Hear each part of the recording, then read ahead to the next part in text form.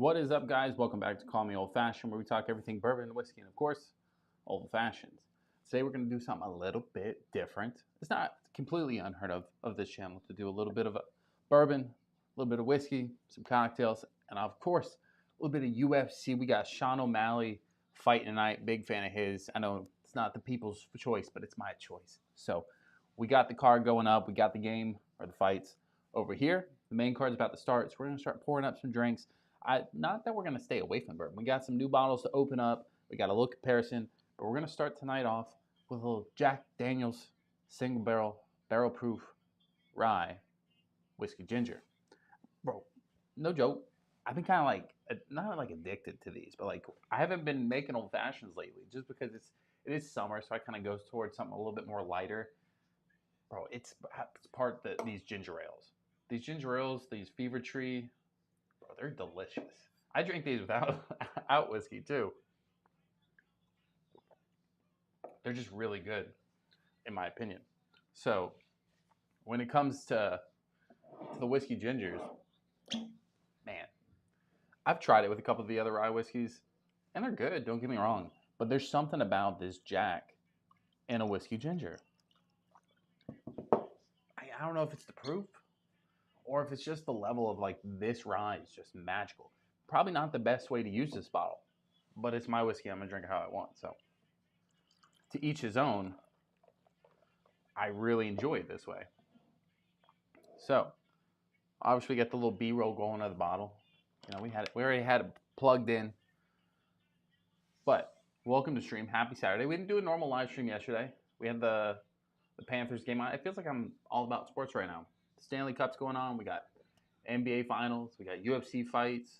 We got it all going on right now.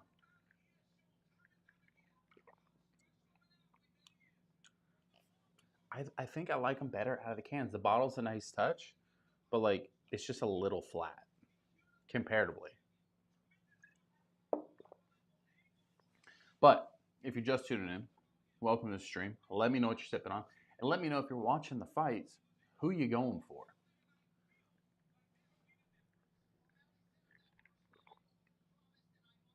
Yeah, I don't know. It's just a little flat. I bought the cans. I got like a little 12-pack was on sale. Might have been like 8-pack for all I remember. And they were good. These bottles a little bit more classier. They're not bringing the oomph.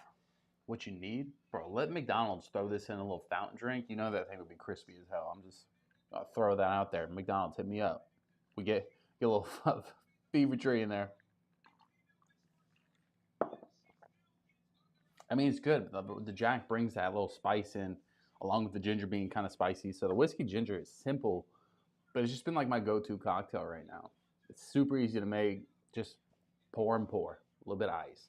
I probably should be using proper ice, but we ran out of proper ice a little while ago. Or running out of fridge ice too. There's something wrong with the fridge ice thing going, but it's I don't know, something about it. I think it's just easy because normally I'm busy.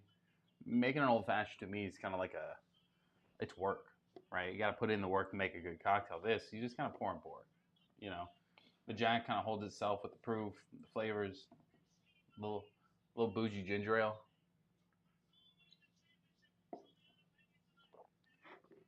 But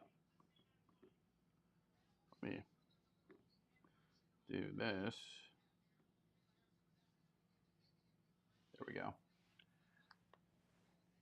But we do have some new bottles to crack into. We have the Wild Turkey 8-year, or can compare it to the Wild Turkey 70th anniversary. They're both 8 years. I'm curious. Obviously, I know, they picked the 70th anniversary barrel or barrels. They try to make it special, but both being the same thing, same age, I'm wondering how much different it really is. You know what I mean? So we'll compare those two. Then we also have a little book, chapter 9, that we're going to crack into as well. Give that a little taste test. Haven't had that before, at least not to my knowledge. Randy in the chat says hello. Hello, welcome to the stream. We are just getting started. The fights haven't even the prelims are on, but the fights are just starting. Obviously, I can't show that on camera, guys. So we shall see. Looks like that top camera's lighting's a little off there. Just for that. Maybe I'll make it a little bit more fizz. Something when you have like a cocktail with soda as well, like bro, it's got to be crispy. If it's not, it's just kind of like whatever. No, it's those glass bottles. That's what it is.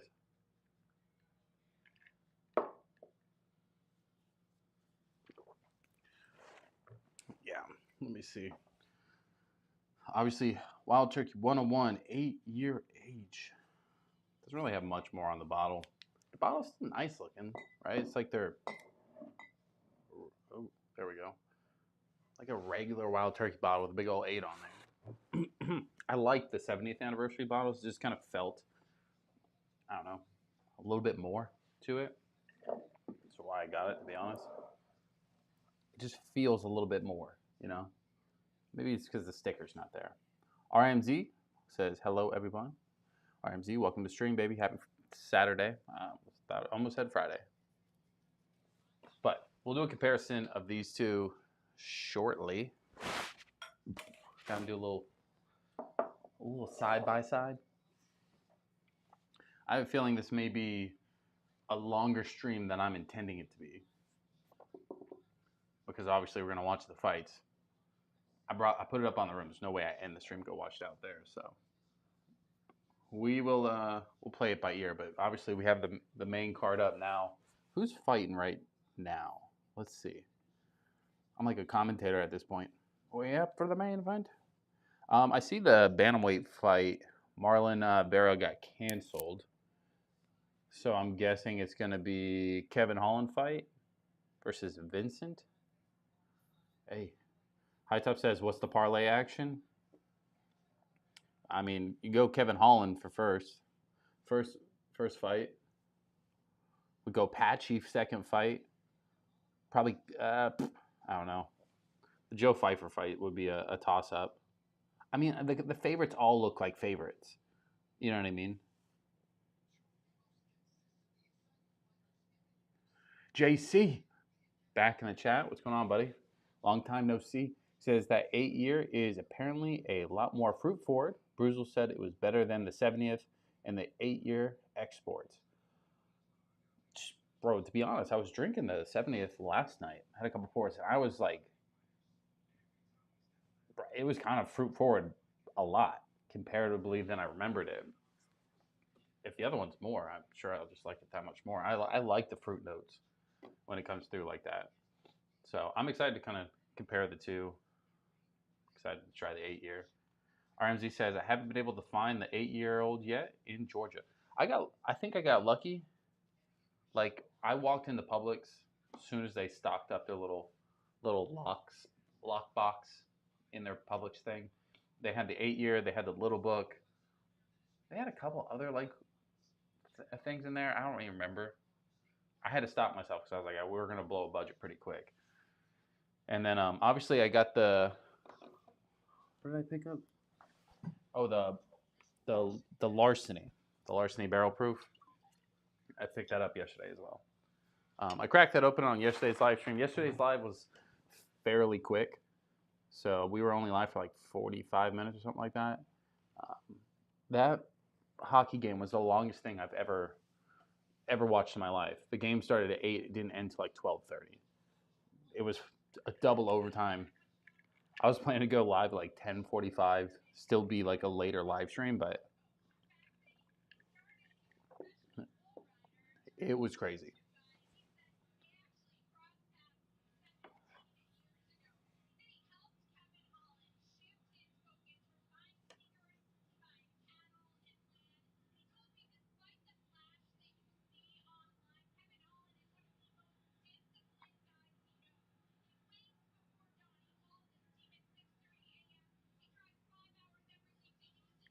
There we go. Your 70 is probably oxidized, allowing the fruit notes to come out more. These might taste the same right now. Maybe once the 8-year oxidizes as well, might change. I definitely think the 70th changed more from when I first drank it, but I did most of the damage yesterday, to be honest. Like I tried it a couple times, I sipped it here and there. Yesterday, I did some work on it on the bottle, but let's see. He sent a parlay, I think. Said Kevin Holland, Pfeiffer. He did not go with what's his name? Did not go with Patchy. Patchy's 20-1, bro. I don't know. Then he went with Harrison and O'Malley. O'Malley.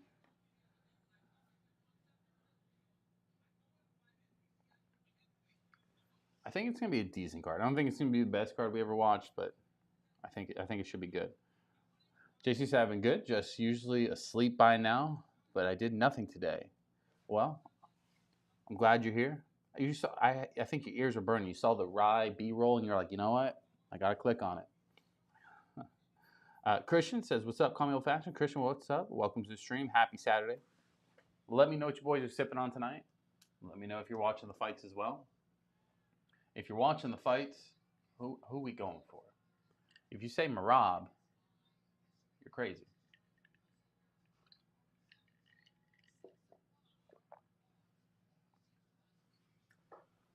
See, this is gonna be difficult. I should have like moved the monitors over here so I could just look in one direction instead of being like. Chris says, "I'm about to tune into the fight." Yeah, I rarely buy the cards, but I really like watching O'Malley's fights. I don't know. It's kind of like one of the few fighters that kind of stick around and watch. But Kevin Holland's not a bad fighter either, so I think that's a good way to kind of start the card after the cancellation. So 101 Old Fashions. Hey, there we go. Now we're cooking. I could go for an old fashioned, but like I really. Oh no. I took the B roll off on accident.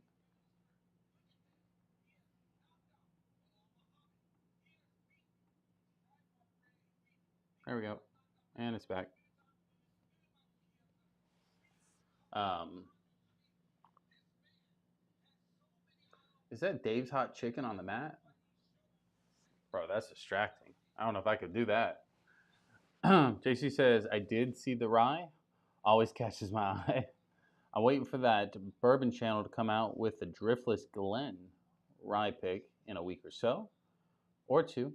Maybe buying them for sure. Or buying them for sure. I don't think I've had any of that. I mean, I'm still dabbling into the ryes. I got way more ryes than previous. We're getting better. Little Old Fashioned, the chat says, cheers. Cheers, buddy. Welcome to the stream. Happy Saturday. Did I see your horse soldier in the Discord? Was that like the super high proof thing? It wasn't today, right? It was like a week ago or so. I think so. Chris says, bro, I got the streaming app called Shaq TV. I don't pay for any of the. Well, damn, bro. You couldn't tell me 30 minutes ago? You know what I mean? So I'm drinking an old fashioned right now. A little old fashioned. What kind of bourbon or rye or whatever you have in there? What kind of old fashioned is it? Liz says, I hope you boys are having a good night. I go for old fashioned. This isn't an old fashioned though. I'm not trying to deceive nobody. This is a whiskey ginger with the Jack Daniel's single barrel proof rye and the Fever Tree ginger ale. This stuff's bomb. I'm gonna just keep saying that. That's like the best thing I've fucking drank in a while. Like soda wise.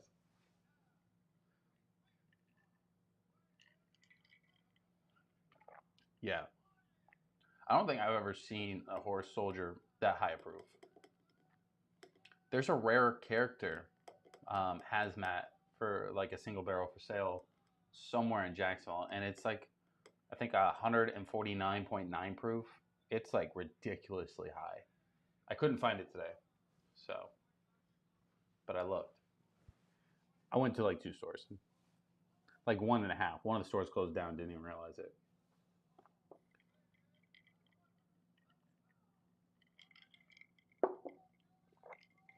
But I'm sure that horse soldier is good though. The Bullet Rye 12-year-old in my old fashioned. The Bullet 12 years, great. Now I will say, like that was one of the ones that really helped get me into the ryes because I was trying to stay away. I was staying away like a fat kid at a salad buffet. You know what I mean? Like I wanted nothing to do with ryes for a while.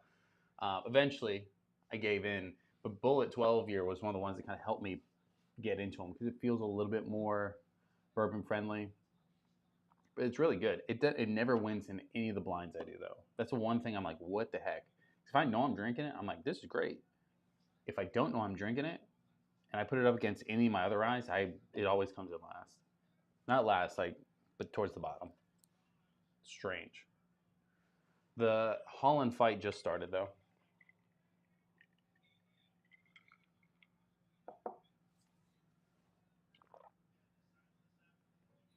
A real old fashioned? Ay, ay, ay.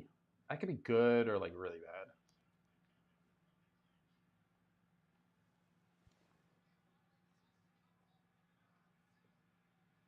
Bro, he's just hitting this dude and he's not doing anything to him.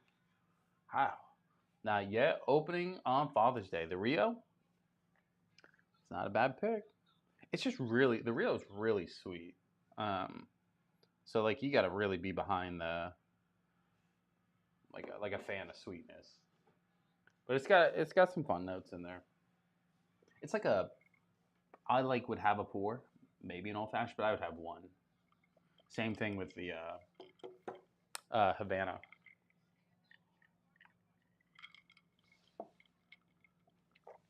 Sipping on some Makers 101. I almost bought a bottle of Makers today. I'm not like, ooh, damn! I thought he had them. I'm not like the biggest Makers fan. I like some of their stuff. Like, there's nothing wrong with it. It's just never been like something that I really want to drink. I also never find any of the hard to get ones either. But I almost got one today. I think it was a cask strength I was going to pick up. JC says, nice. Be there to watch a loaf. Oh, a little old fashioned. Jesus. I was like, bro, what are we trying to say here? Bro, these replays mid fight, that's crazy. How long have they been doing that? It's been a while since I watched fights, I guess.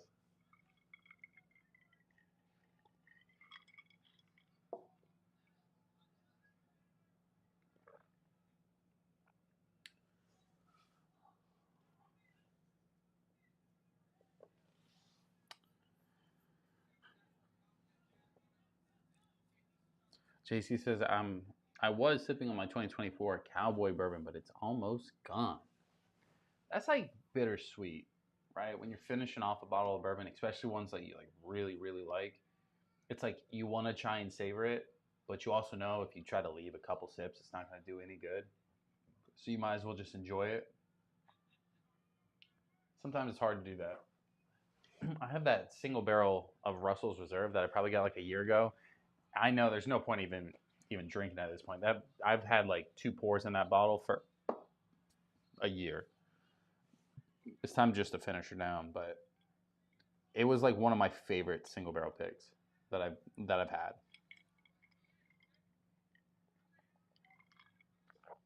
Bro, this Mario guy is getting worked.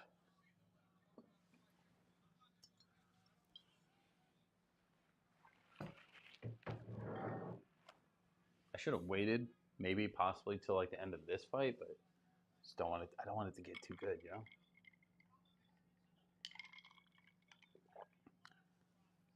But anyways, ladies and gentlemen, who's had the 70th anniversary in the chat? Who has had the 8-year?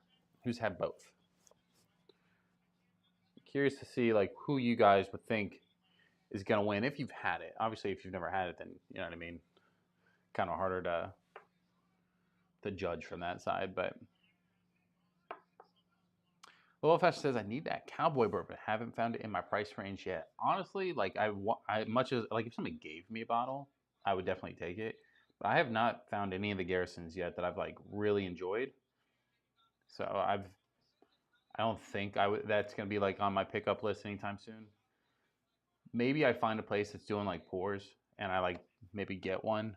Um, but they're kind of pricey. You know, they're not cheap by any means. You have 13 seconds, bro. Just put them down. JC, I'm still enjoying a pour a week, but once it's gone, I'm opening my horse soldier. You know, that takes some real discipline. Being able to like open one bottle, drink that bottle, not open up another one that's sitting right there, just to even like taste test it. To me, bro, I open up like 2-3 bottles a week and I almost never touch my stuff. I mean, I drink my whiskey, but there's some bottles that I've touched twice and I can't get back to them.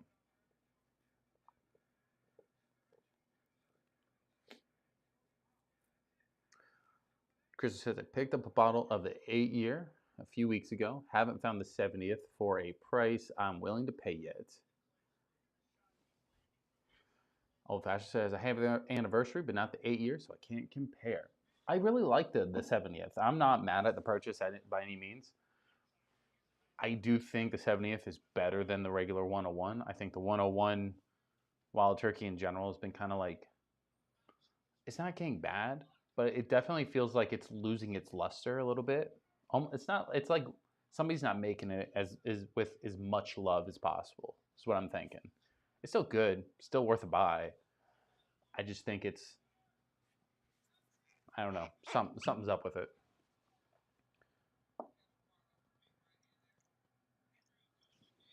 But the 8-year, I feel like they wouldn't come out with it unless it was, you know, there was a reason to, right? Like, why are you just releasing it after you release an 8-year 70th anniversary? Maybe these were all the barrels that were not picked for the 70th anniversary. They're 8-year-old. Maybe he had like 100 barrels lined up to taste test. Obviously, this one gets picked, and the rest are. He's like, all right, cool. We're gonna release an 8-year now. You never know. I'm not mad at it. Make you money, but let me know.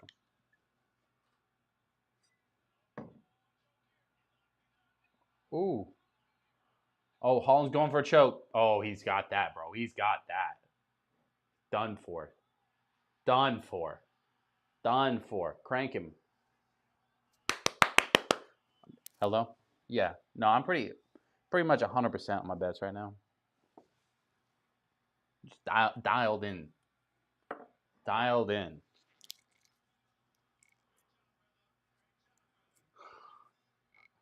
Bro, Kevin Holland always runs up. Announcers. What's up, bro?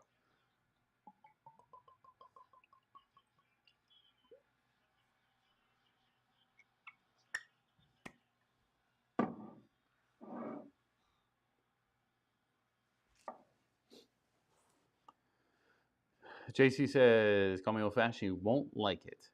I promise. Also, I've had 2 bottles open at the same time.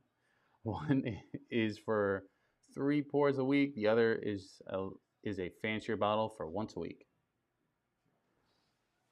Again, still self-control. You know what I mean? That's all I was saying. I was giving kudos, bro. That's all.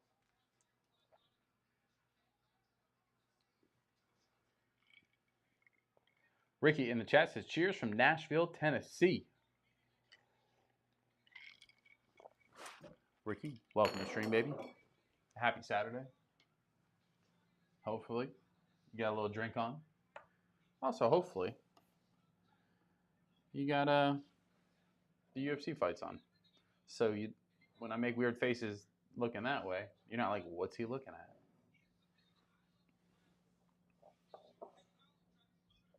Bro, the camera's like flipped or something.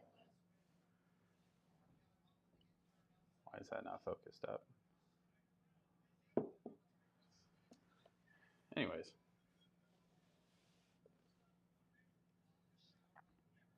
Nashville. Who's the next fight? Next fight's going to be Patchy Mix versus Mario. Can't even pronounce that name. I'm not even going to attempt that.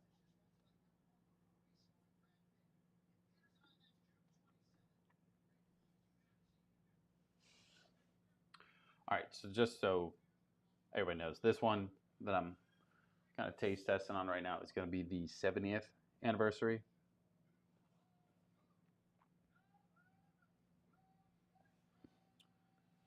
Cheers from Paramount, California. Currently sipping on some Michter's, made an old fashioned as well.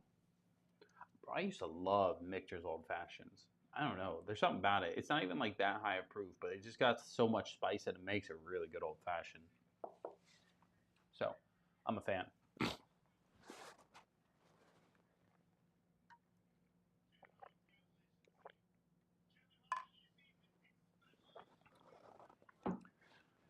JC says, you got to remember they had an 8-year age statement overseas. We asked for this a while. Now they're giving it. And cool thing is, just older juice in it. The overseas is 8-year, is all 8-year. Yeah, I heard this was like, it has to have a minimum of the 8-year in it. Kyle said lemon head and some Buffalo Trace. Lemon heads? I don't know what that is. Lemon heads? So just like Buffalo Trace and lemon heads candy? That's a weird combo.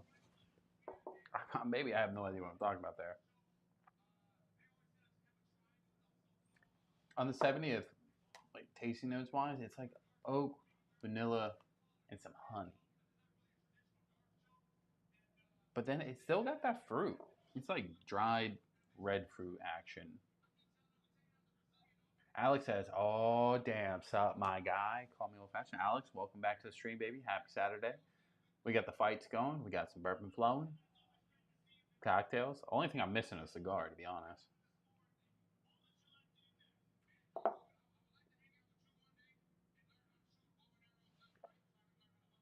My shit's lagging. Is the 8-year 70th anniversary different from the regular 8-year? Yes. The 70th anniversary was like picked by Jimmy Russell. This is their new 8-year release. I've never even tasted it yet. I'm just sipping on this one to kind of get a little comparison before I dive into the 8-year.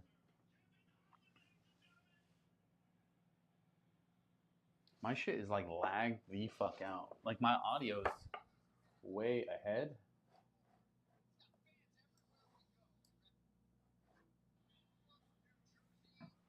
Maybe that will fix it.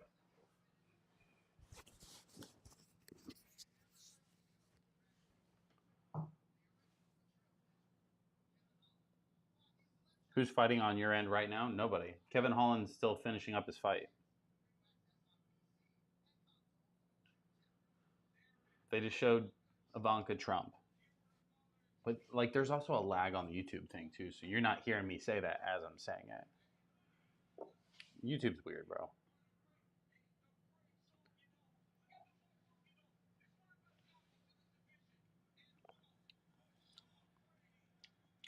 I mean, 70th, kind of same thing, right?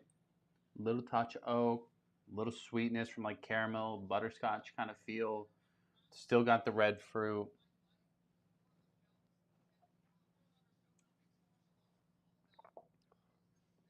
It's got a really good finish. Unlike the spice kind of hits the back of your throat. I like that a lot. But that's kind of like a wild turkey thing though. So it's got like a little, like an old fashioned cherry towards the finish. It's good. I really like the 70th. So everybody goes, "Oh, why would you pay the extra for the 70th? Just get regular 101." I definitely think the 70th is better than regular 101. I'm not mad at the purchase at all. Let's check out the 8-year. Hi Doe in the chat. Welcome back, baby. He says 70th wins. No, I didn't. I haven't even sipped the 8-year yet. I have not tried it. We just cracked it. We just poured it. That's what's in my hand now. Here, I'll just slide this right here. Unless you've had it, and that's what you're saying your guess is. You're saying the 70th wins? Let's cleanse the palate.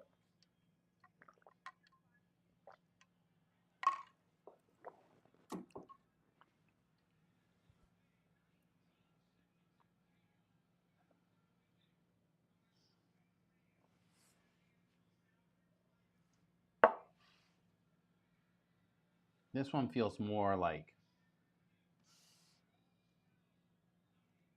a lot more vanilla.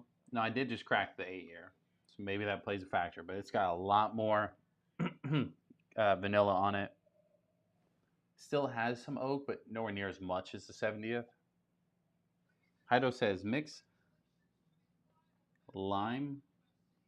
I think that's what he's trying to say. Lime, rare breed, Penelope, barrel strength equals great. Nope, that's not what lime is then.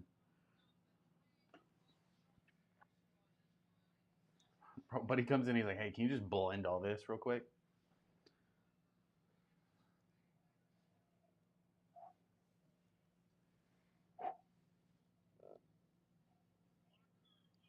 I think it's like weird to like think of. It's almost like a cherry limeade. It's kind of what my first thought was, which was kind of strange. Louis in the chat. Louis, welcome back to the stream, baby. It's been a minute. Glad to have you. Says, what's up, guys? I found Wild Turkey 8-year for $19.99 before tax. What the fuck? Bro, this was like $45 where I'm at. Russell's 10. Oh. Russell's 10 is solid, bro.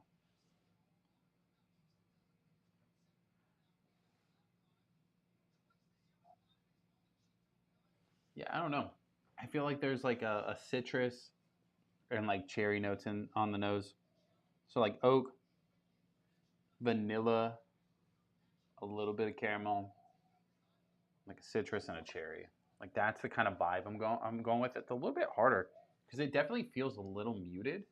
I don't know if that's just because it's been just cracked open.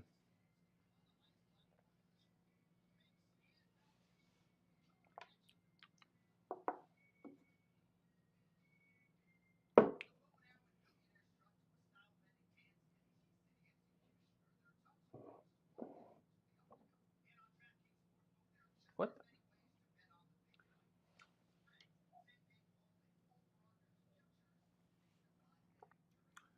The 8-year has like I would check my proof because I was like, no way this is 101 proof. The 70th has like a lot of spice on the back end. This has like none.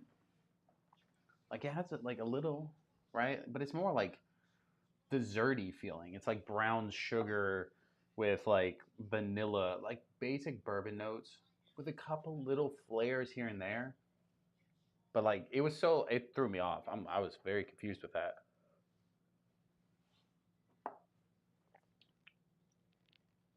I can get like where people talk about that fruit. Like there's definitely fruit there, but it's nowhere near like that 70th that I have. The 70th is way more stone fruit, like dark dried fruit, like stuff like that. This one's got like a really like the 8-year is more like brown sugar caramel vibes with a lot of vanilla on the nose.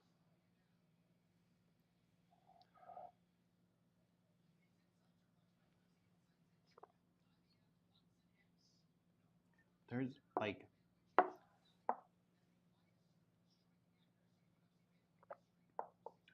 no like the 70th like right there as like it kind of hits the back of your throat right before you're gonna swallow. Like that's where that spice kind of tickles you, right? The 8-year does not. It's flat. It's almost like you're getting a Sprite. You're getting a Sprite, and it's just no carbonation.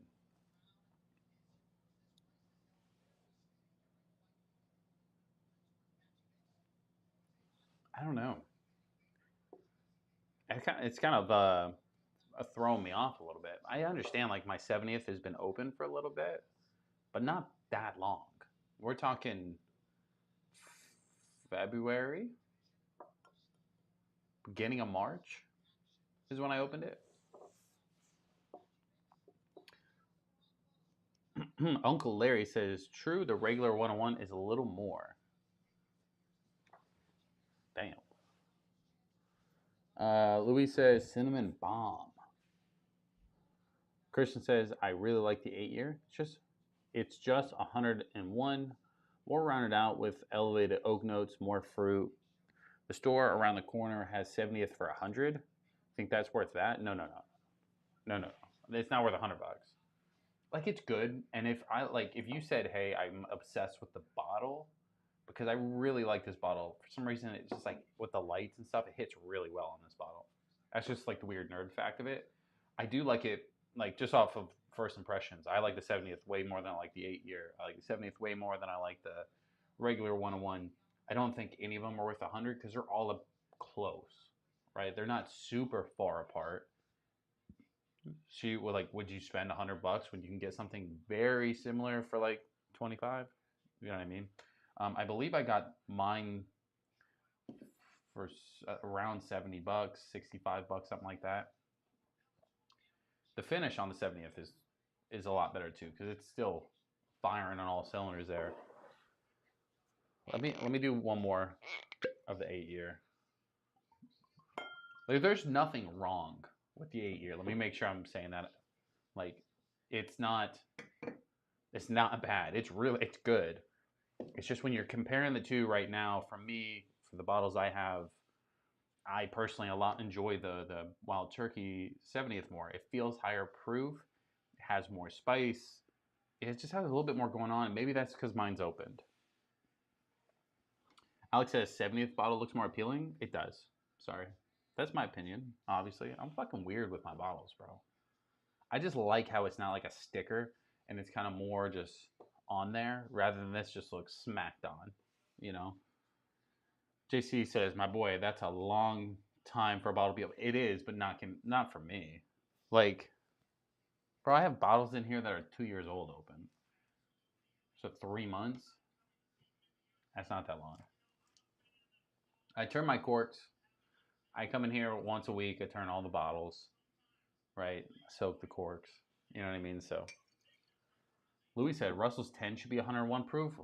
Talk dirty to me, Louis. That's the kind of stuff that I want. Give me 101 proof Russell's 10-year. I like the Russell's Reserve single barrel so much because they're usually around 110 proof. They're close to 10-year age. No, they're like $70, $80, but they're delicious. Christian says, I'd buy one for $70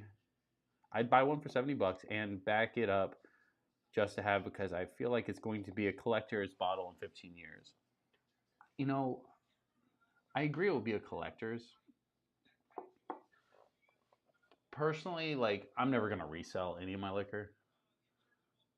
I would back it up if I could find one for like cheaper than 70. If I could find one for $50, I would buy it for a backup. But I more or less wanted the bottle because I can always use it as a decanter for like my regular Wild Turkeys or something. Because I just really like that. Yeah, I don't know. I just really liked it. I liked how it said 70th anniversary, the 8-year portion. I just liked it.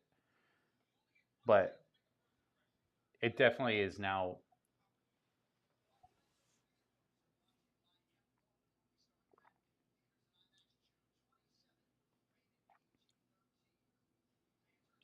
Yeah, I don't know. The 8-year just kind of falls a little flat. Like, it's good. It's really good, just bourbon. Like, if I put it to the side, I would have cracked that with trying nothing beside it. I probably would be raving all about it because it's good. It's approachable. It's sweet, very caramel, oak. It's got fruit. It's definitely more like a cherry old-fashioned fruit. A little red fruit there, but like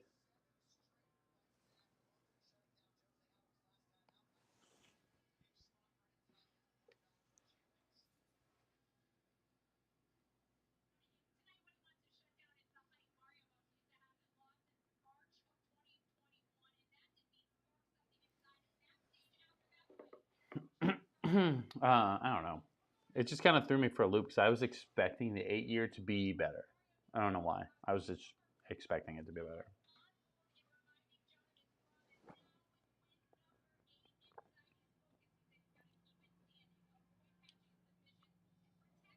That, and it just doesn't really have that little like spicy kick towards the end.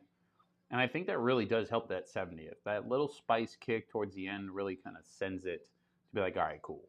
Because it helps the finish. I don't know, it just helps everything, to be honest.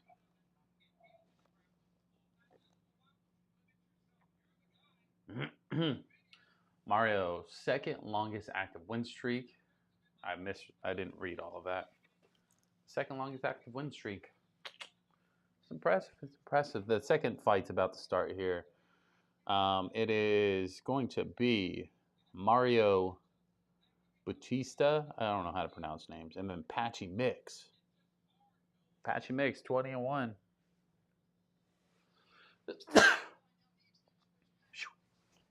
Bless you. So, again, everything take with a grain of salt. Like, these are my thoughts, my palette in a sense, as far as what I personally like more and what I don't. I mean, everybody can say they like the 8-year better, but blind them. I mean, maybe I should blind them too, but there's no bias. It's the same fucking bottle. You know what I mean? Like, what are you gonna do? Be like, Wild Turkey's better?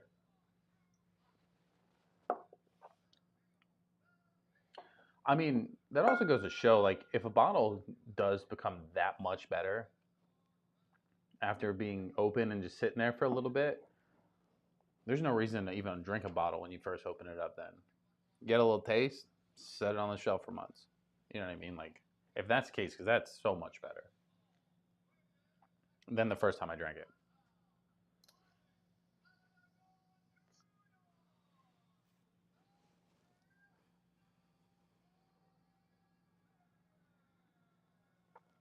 We still have another bottle to get to.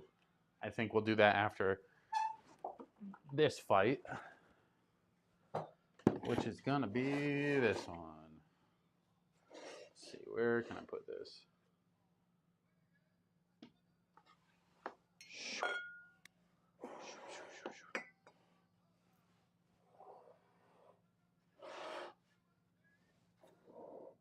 Scoot them back, scoot them back. Does that look all right? That looks all right. Kinda. Kind of like that. Patow.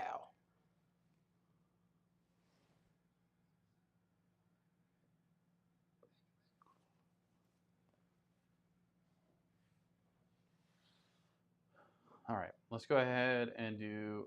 I'll just do one more of the 8-year. High Top says let's do it.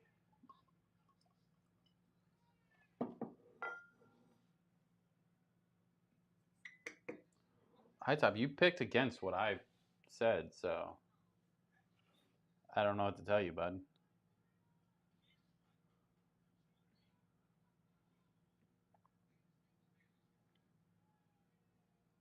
Yeah, you picked Mario versus the 20-1 Patchy Mix.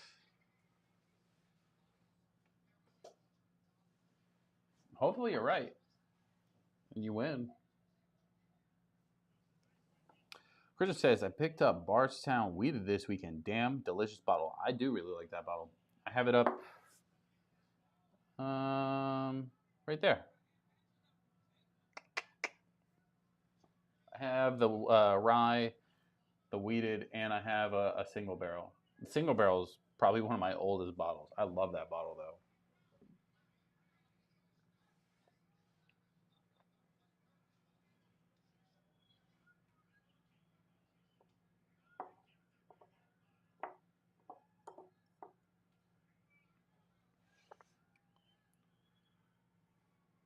I like that weeded better than I like the Penelope.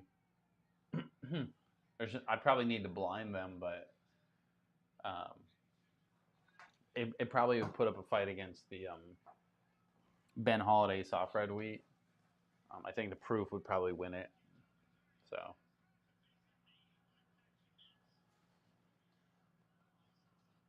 do I have the J. Riger bourbon? It just won Best Craft Bourbon in the Ascots. I do not. But if it's out here winning awards, maybe we need to find one. I also haven't seen anything like that. We get some craft stuff around here, but most stores just carry like the basic stuff, and then if they branch out from that, they kind of do their own store picks, single barrel stuff like that, and it's nothing too crazy. You know, like most places have Four Roses, Elijah Craig. What's let's see the other big ones right now. Most places have like short barrel, a New Rift. New Rift single barrels of money though, in my opinion.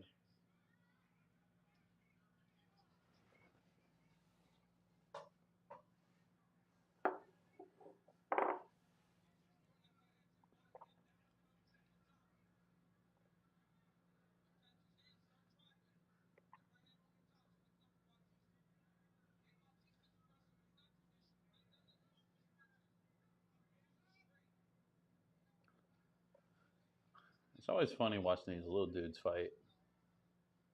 Like they're just super fast.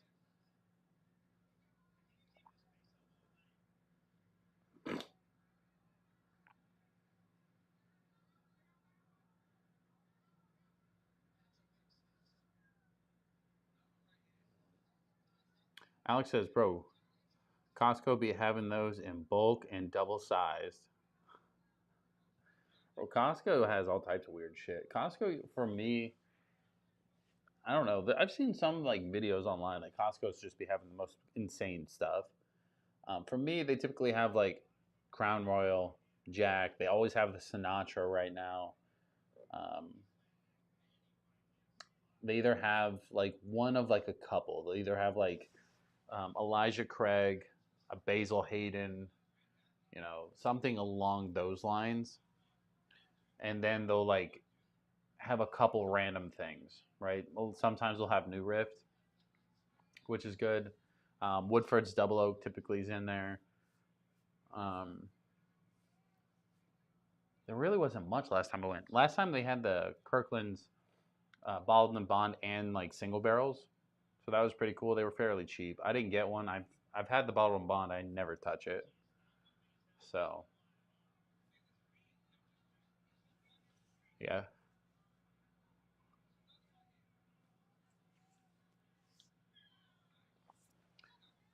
I think we did not renew our Costco membership. It's just we don't go enough, bro. Patchy, what are you doing, bro? You just gonna stand there and eat them? His mouth bleeding so much that it looks like he's wearing lipstick.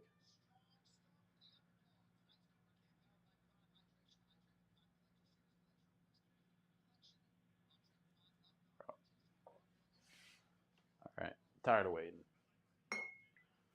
Let's put the wild turkeys back.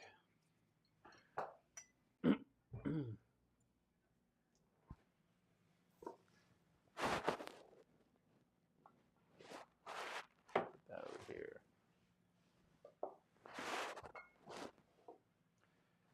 And let's break into this little book.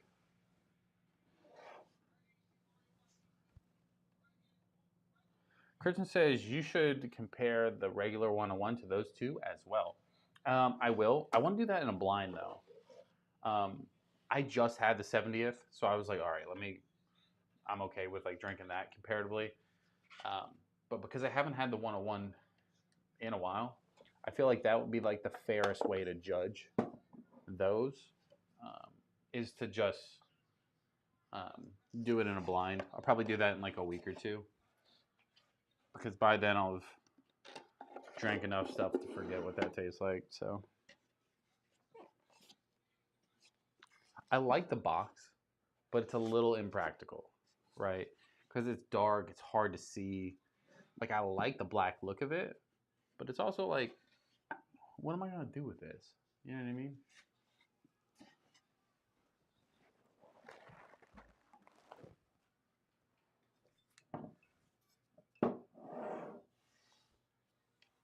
It's gotta be like the longest round ever. What's happening here?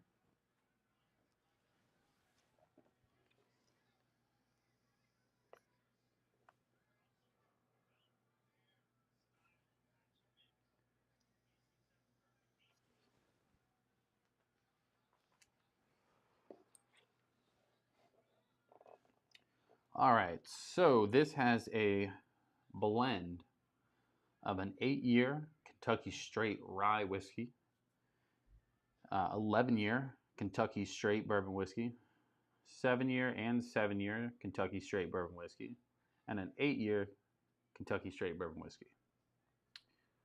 So that's pretty cool. This is obviously Chapter 9, 2025. Which one is it? The None for Granted book. So let's go ahead and crack into this thing. I like the look of this bottle, right?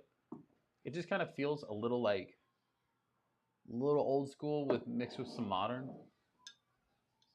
I'm like out here judging bottles like if they're like a home or something.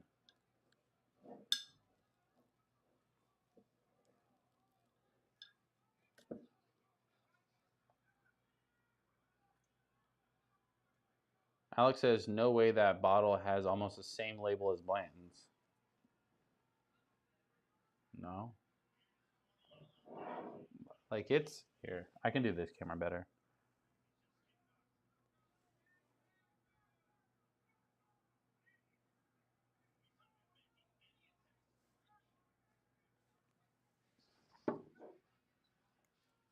It has the black wax, but it's got a lot more. The Blanton's is more like old English style writing. This is more cursive. Blanton's also has a little like handwritten spots. This does not.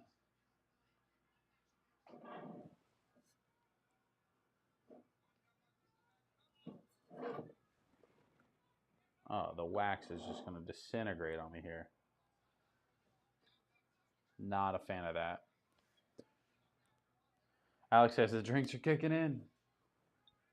Seems like it. Damn, bro. That doesn't enhance the experience at all. Like just the wax on top's just disintegrating all over the place. Nobody wants that. I gotta clean that up.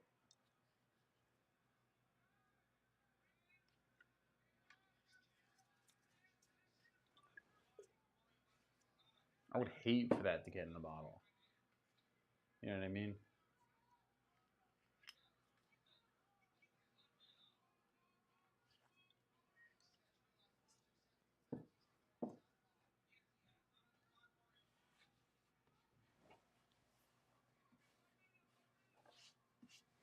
Not a fan of that.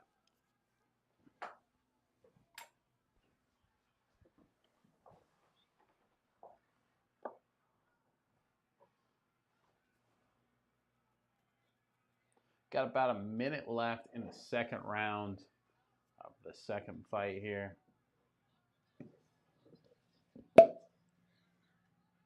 Hey. Hey. Oh, now I see it too. Synthetic corks. Best pops. I know. I said it. I said it.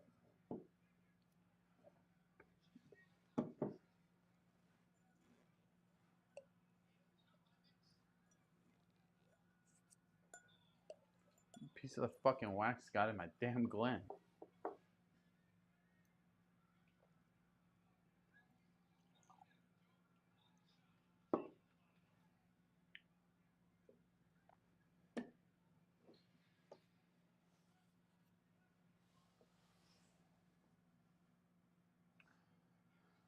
It's going to round 3.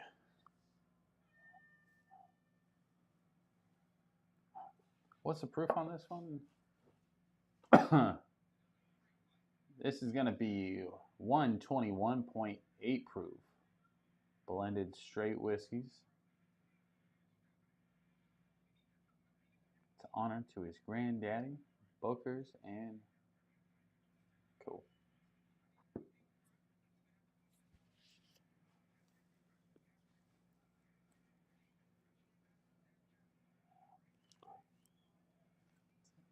Obviously fresh crack, but it's got a little ethanol on the nose comparably. Obviously the other stuff, that's why it's kind of hard to judge that part, because when you drink lower proof stuff and then you kind of go to a higher stuff, you're like, it's different. You know what I mean?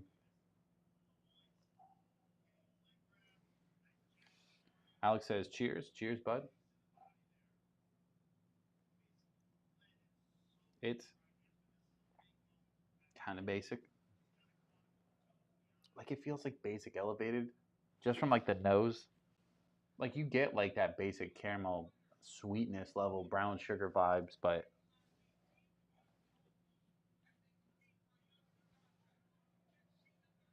I don't really get. Bro, Christian says, dude, Mix isn't moving his head for shit. You're not lying. Bro, Buddy's standing there just eating them. Makes zero sense. Like, move out of the way.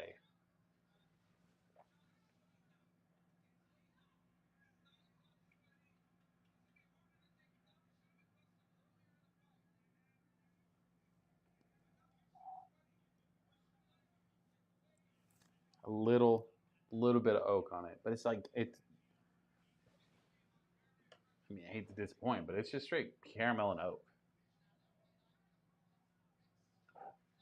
Maybe there's like a faint hint of like fruit, but that also could be just my brain tricking me there.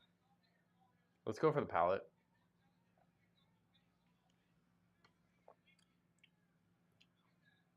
I mean, it's good.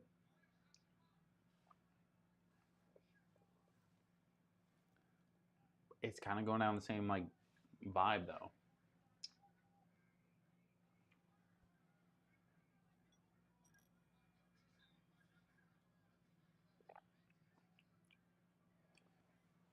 It's like one of those bottles where it's like, this is what basic bourbon should taste like, right? A little bit of vanilla, a lot of like caramel, brown sugar, oaky vibes. And it doesn't really go too far past that.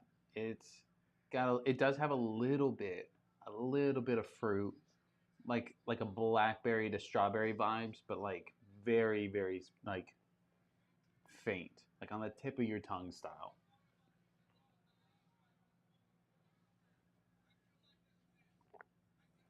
And like the spice is mainly just like kind of mid palate, and a lot of that has to do with the proof being like 121 proof, right? So it just kind of a little bit just lights your palate up just a little bit, but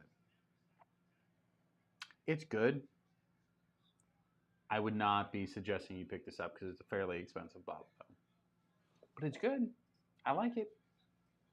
It definitely will be drank for sure. Like it's one of those bottles like you're not gonna not drink this. But I definitely think like maybe I'm confused because I could have swore the people are raving all about these little books. And the guy put it on the shelf and he's like, "You sure you don't want this because this is gonna sell out?" And I was like, "Fuck." Pretty sure that's what I remember people talking about. Maybe I'm wrong. Maybe little books not for the people. It just feels like a really high quality basic Kentucky bourbon.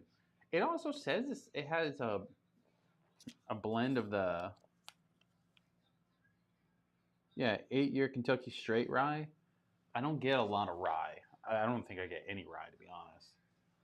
I get it. It's blended with 10-year, 7-year, 7-year, and 8-year Kentucky straight bourbon whiskey, and then also an 8-year rye. So it's definitely like not the majority by any means. But you expect if you're going to put a rye in there, it should have a little bit more spice to it.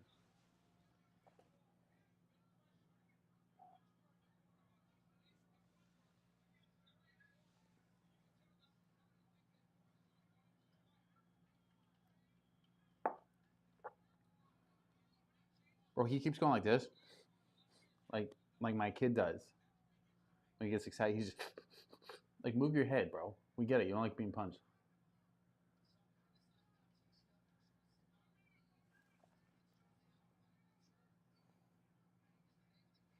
Christian says, "Have you had any of the Wheel Horse bourbons? It's Green River pot silled stuff." No, I have not. I have the Green River. That's Green River full proof. I want the weeded one, but I have not.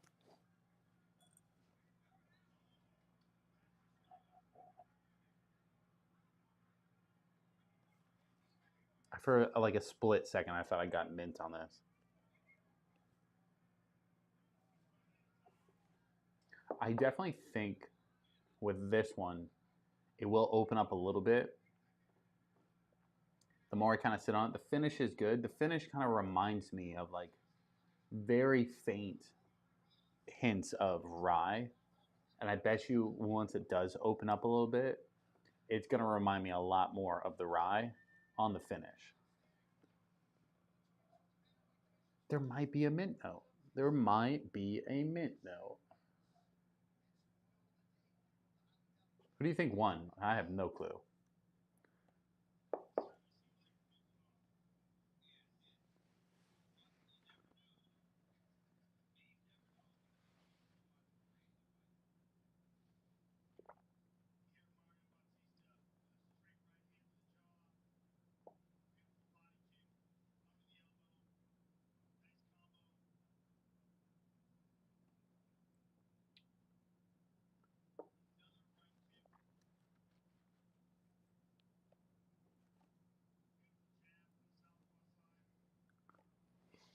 I feel like it might be evolving just slightly as I just kind of let it sit like on my palate.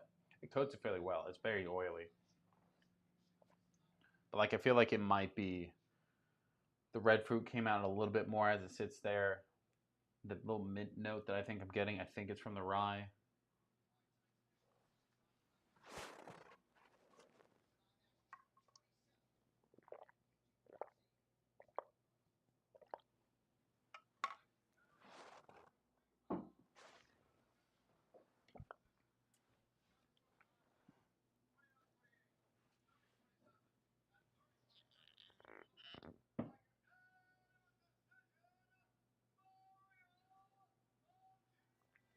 Shelton picked him.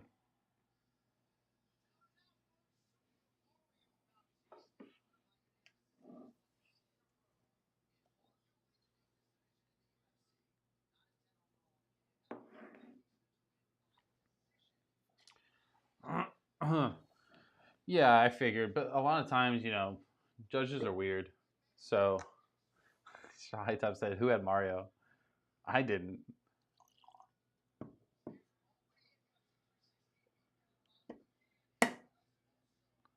One on the chat. Yeah, Mario did like they definitely felt like he was more active, but like he just wasn't doing anything. It was like baby touches, you know. It was crazy how that one dude just kind of stood there and didn't move out the way. You're gonna see him tomorrow. He's like, I wasn't 100%. I had a foot injury, so I couldn't move out of the way. I didn't put enough chapstick on before the fight. You know what I mean? Like some dumb shit. I don't care. I had no dog in that fight. But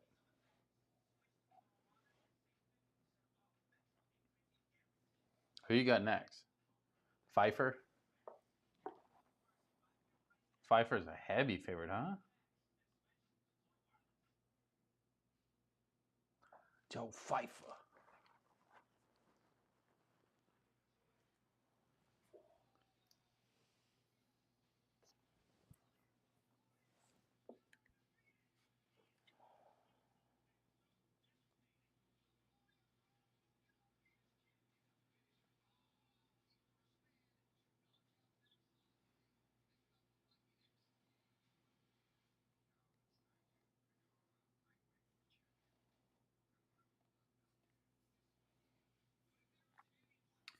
Alex says, "Hi Top, who you got in the fight?"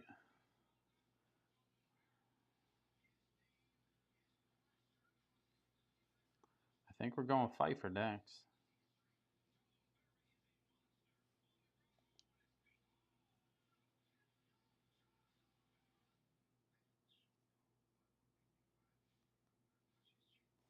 Pfeiffer. It's a cool name. I'm here for it.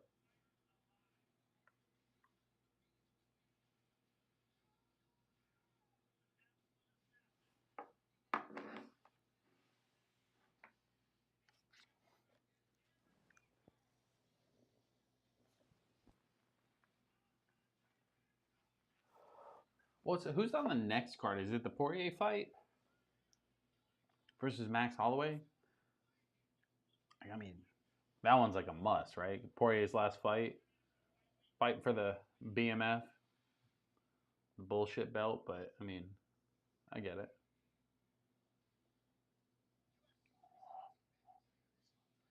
Well, no, I'm wrong. 317 is going to be Ilya versus Charles Oliveira.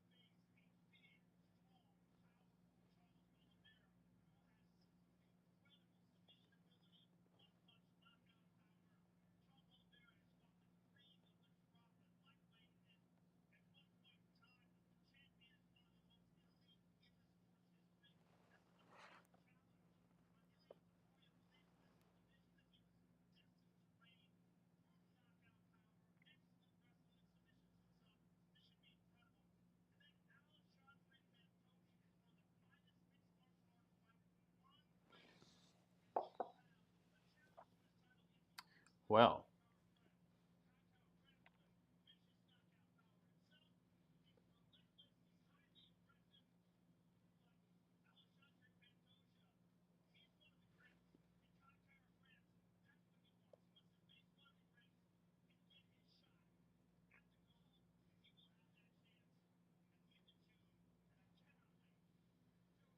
the dude they're talking about for the next card looks like that dude off the Grassy.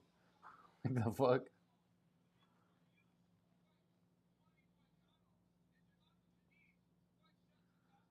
Well, after we get done with this pour of Booker's, what should be our next pour? Right? We'll spice it up. You know, obviously not wild turkey. We're gonna skip back to wild turkey. Probably gonna skip past the Jim Beam. We do something else. Maybe a little Redwood Empire. I haven't touched Redwood Empire bottle in a hot minute.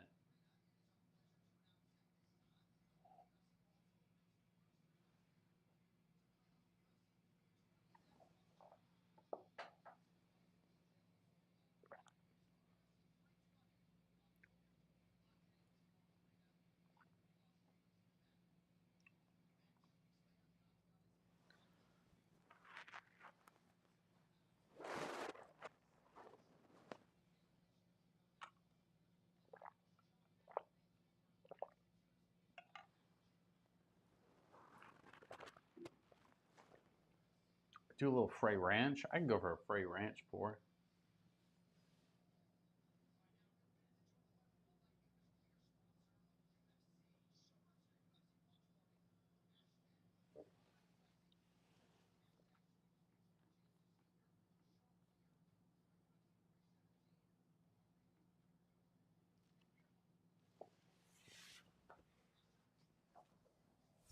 Let's see, where'd I put it?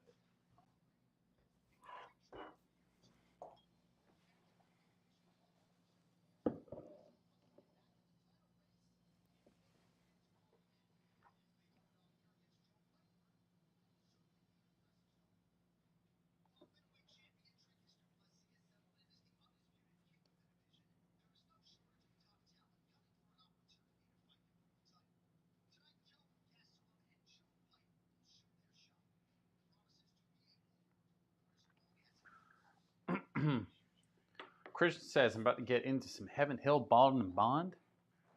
You know, that's not a bad option. I almost bought a bottle of Heaven Hill Baldwin and Bond today because I saw the gift set where you get the Glen. It was like $50. As much as I really like that bottle, I was like, I don't really feel like spending $50 basically to get a Glen. I was like, I can order one online if I really wanted one. But I almost got it. If it would have been one of their new like single barrels or something like that, I probably would have picked it up.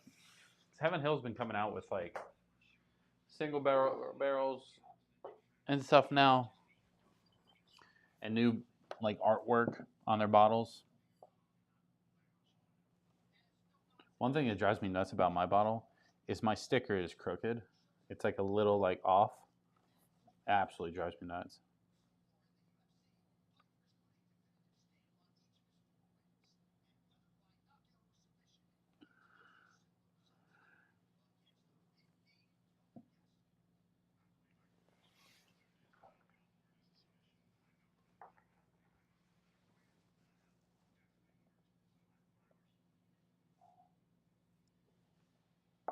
What a weird mix of bottles up here, right?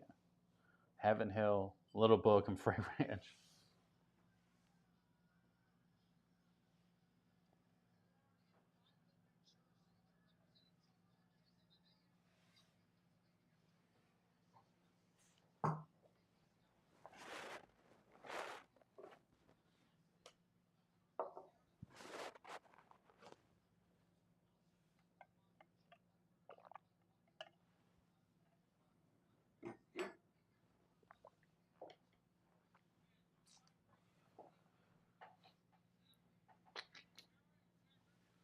Let's do this. I'll pour up a little Heaven Hill just for funsies, right? Drop down in proof a little bit for a second, and then we'll jump back up with the 123.88 proof of the Frey Ranch.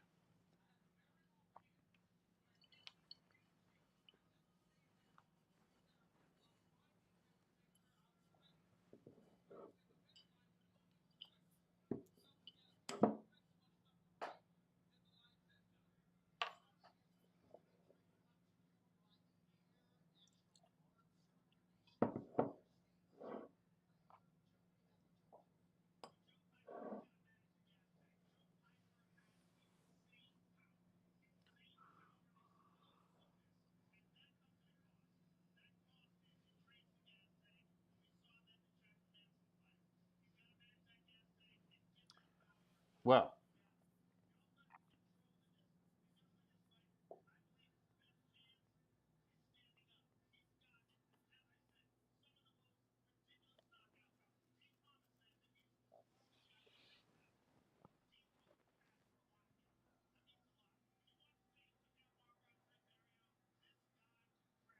bro, what's up with them all having like those suction cups on their back as they go into fight? You know what I mean?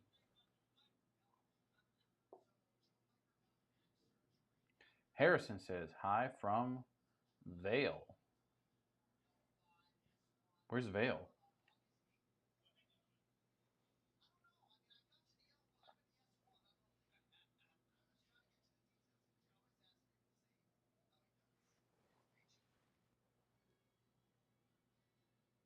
Just the air bubble.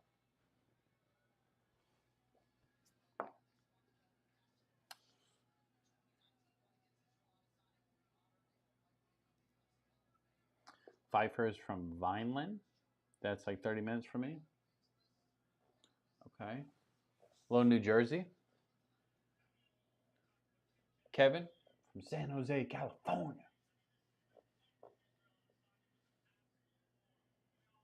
Oh, Vail, Colorado. I should have known that. There's a lot of people that watch this channel from Colorado. We may, I mean, I say this quite often, but we were supposed to go last year, but the kid was still too small. This year, he may have a good shot. We may go to Colorado this year for like the holiday season, like somewhere between Thanksgiving and Christmas. Hang out with my uncle. He's in like the Pagona. I can't pronounce the shit. I don't even know what it is. Pagona or Pasagona Springs, something like that. So that's where he's at. He's got a nice house, nice little area. So I may go visit him. Not because he has a nice house or anything like that. Just the area is nice from what I hear.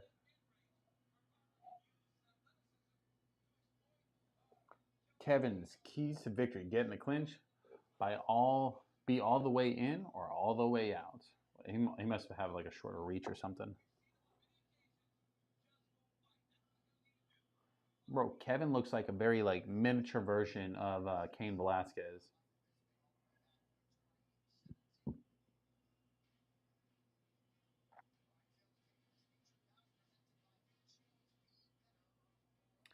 Yeah, bro. He's 5'9" versus 6'2", 7'1" and a half versus 7'5" or 75-inch reach. Yeah, be in all the way in or all the way out. Bro, this Heaven Hill has a better finish than that Wild Turkey.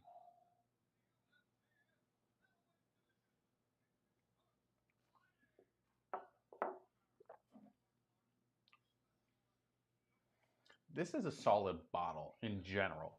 A lot of people kind of like they say it's good, but then they kind of like just sleep on it because it's produced, it's everywhere. But it is a solid choice for under 50 bucks. Now, once it gets above 50 bucks on price, then you can kind of move past it. This one's always at Costco as well. Christian says Kevin's coming in a little chubby. He's looking a little thick, bro. But he hit the donuts before he just did a little walkout, you know? Sometimes that can play in your favor, though. It is insane to me when you see them do the weigh-ins and they all look all sunken and shrunk up because there's 0 drops of water in their body. Then you see them 24 hours later and they're just swelled up like a watermelon.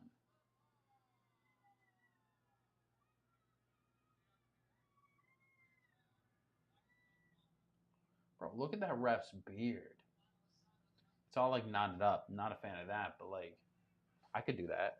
You know what I mean? Separate it. Should I separate the beard, just knot it up? I wouldn't even know how to start that. Now I'm looking at them two side by side. I would think Pfeiffer. I also think that Kevin could get him with an uppercut.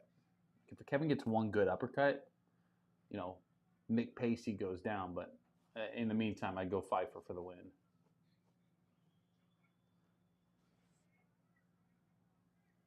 So we've had one submission, one decision.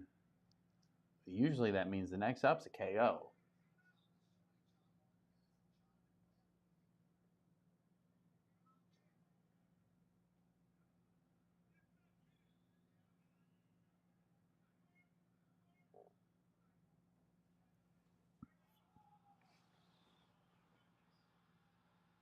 Oh, oh, oh, oh, oh, Kevin shouldn't hit the donuts, my boy. Boop, boop, boop, boop. Come on, Pfeiffer, what are you doing, bro? Finish him off. Bro, buddy's over here seeing stars.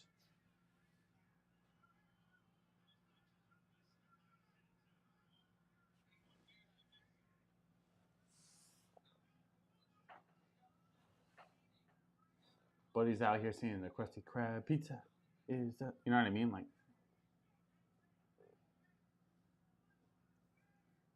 High Top says, oh.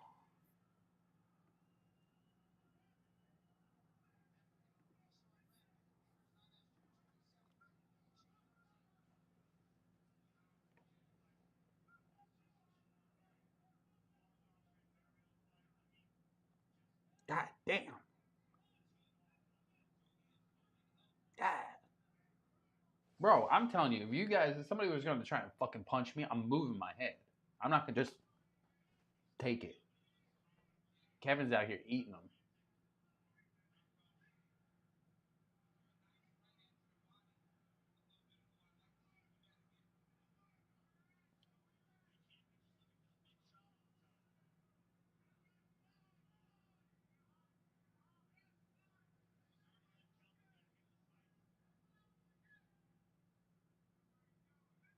Damn, he did hit him on the chin. I love this replay mid-fight. That's a good touch. ESPN Plus got it going on right now.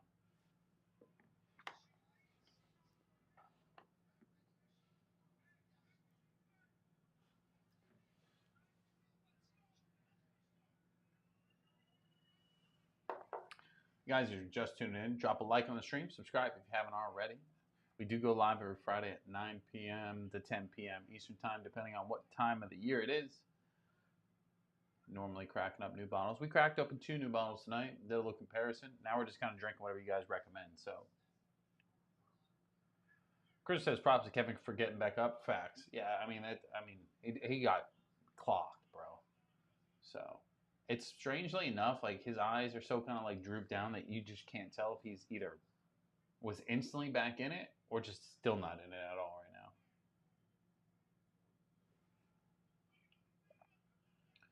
Pfeiffer needs to give him one good shin kick to the forehead, but who am I?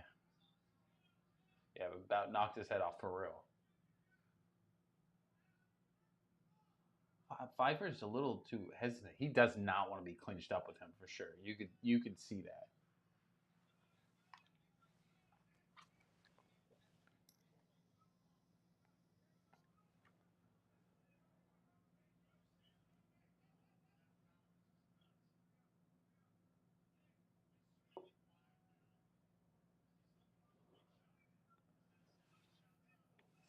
When this round ends, I'm going to swap the camera batteries.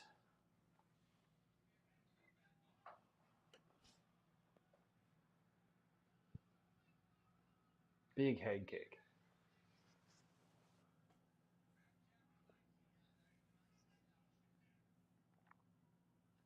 Oh! Bro, finish him off, bro. Fuck are you doing? What do you? There's 26 seconds left. What do you mean get him back up? You better go at him. Don't stand there and dance with him, bro. Get him. Bro, Kevin looks like he's just like, nah, that's normal. 9 seconds, bro. You're just going to let him go? Who are you working for? Again. Bro, Pfeiffer's right hand is fast. Hey, I'm going to guess, just go off on a ledge here. If I was a ref, maybe, possibly round 1 went to Pfeiffer. Just a thought. Just a thought. They zoomed in close on Kevin. Kevin looks like he doesn't even know what day it is right now. I'll throw that out there. But he's like, hey, is it Taco Tuesday? I'm going to swap the camera batteries real quick. I'm not going nowhere, but I'm like here.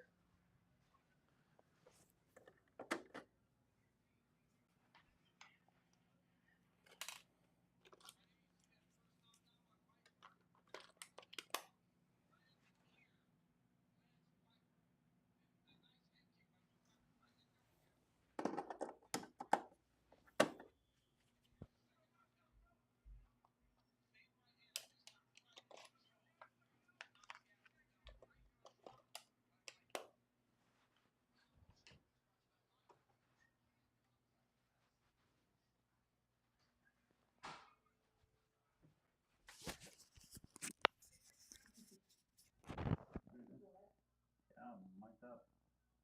What are you doing? Oh, you run down here.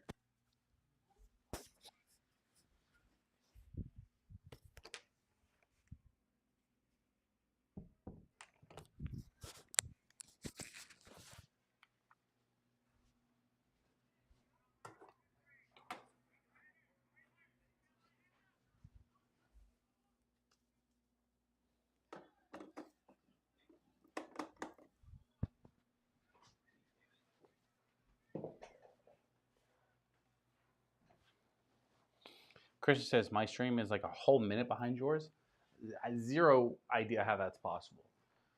Because not only is my stream behind, but also YouTube lags it out like 15 to 20 seconds. So like if I say something now, you're not hearing this till 20 seconds later. At least.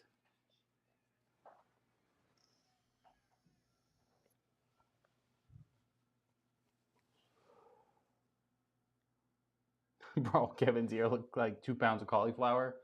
Bro, my man's out here getting buy one, get one cauliflower for sure.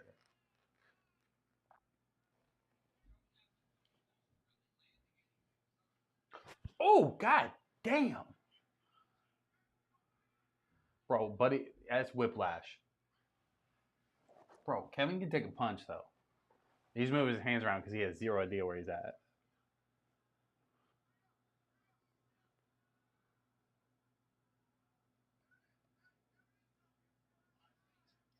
His coach was like, confuse him.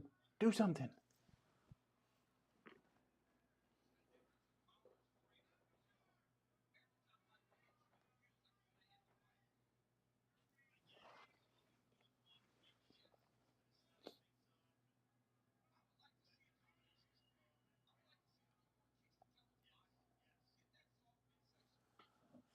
He said, get that soft midsection. Come on. Heaven Hill was good. It just, I mean, I prefer something with a little bit more pizzazz right now. I think it would be like a really solid starter, right? Start the night off with Heaven Hill Bottom Bond. You can't go wrong there. Big head kick. We got about 2:15 left in round 2.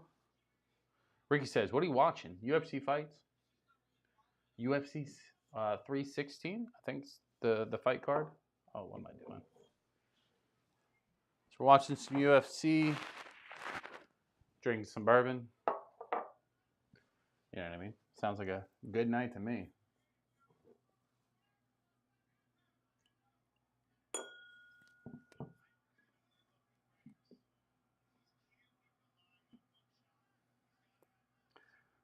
Chris said Kevin thinks he's in the Matrix with those hand movement, but he's catching every bullet with his head. Fucking facts. I gotta pull that over.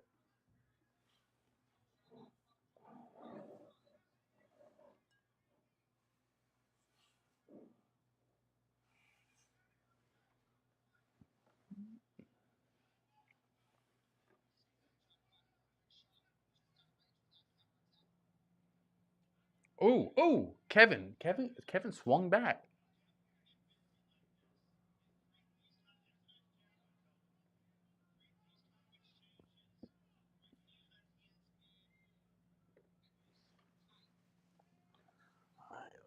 Jesus.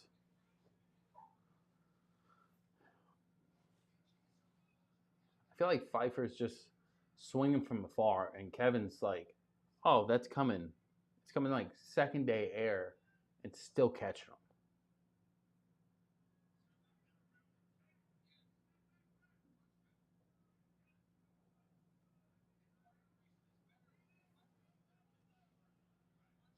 .30 seconds left in the round.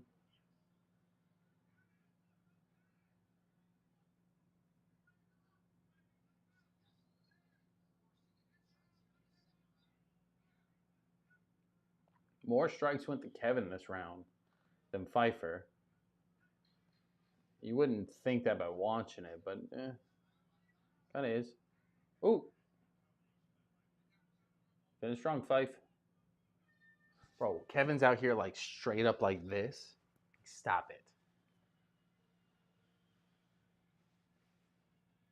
If you had to be generous, you'd say 1-1, but I would say it's 2-0 right now, Pfeiffer.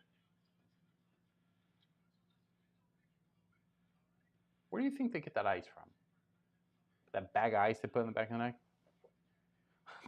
Bro, Pfeiffer's RSVPing every shot. Bro, dead ass. But he's calling a month in advance to get off work for those shots. Oh, bro, they just had that thing in Kevin's nose like 2 inches, 3 inches deep. I feel like Kevin's got nothing to lose, so he's gonna get a little spicy this round. I think Pfeiffer's gonna clock him on a counter. He's gonna be stepping back, clock him with a right, like a right hook, just pop. You know what I mean?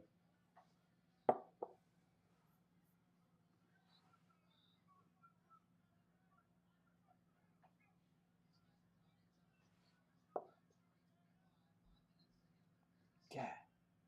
See what I mean? He's a little more like twitchy.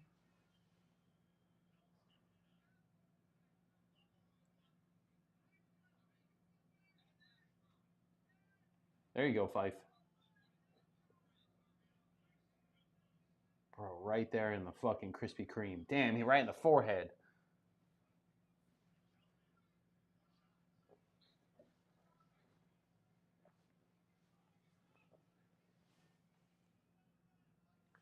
It's a good fight. It's fun to watch. Yeah, everybody's tweeting like Kevin's chin is crazy right now.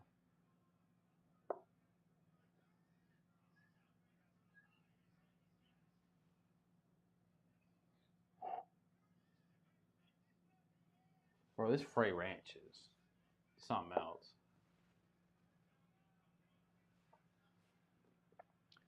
Kevin, you got to stop with. Ooh! God damn.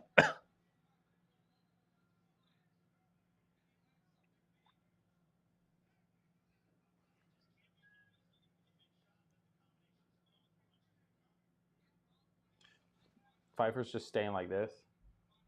Keep him at a distance. And Kevin can't get past that arm.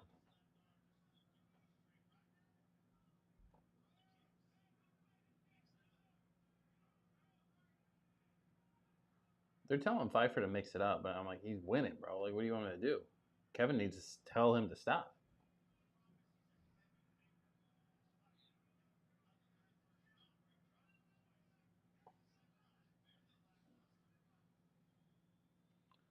Bro, it's 7 headshots to 27 for Pfeiffer's. That's a massive difference. That's not total, that's just head.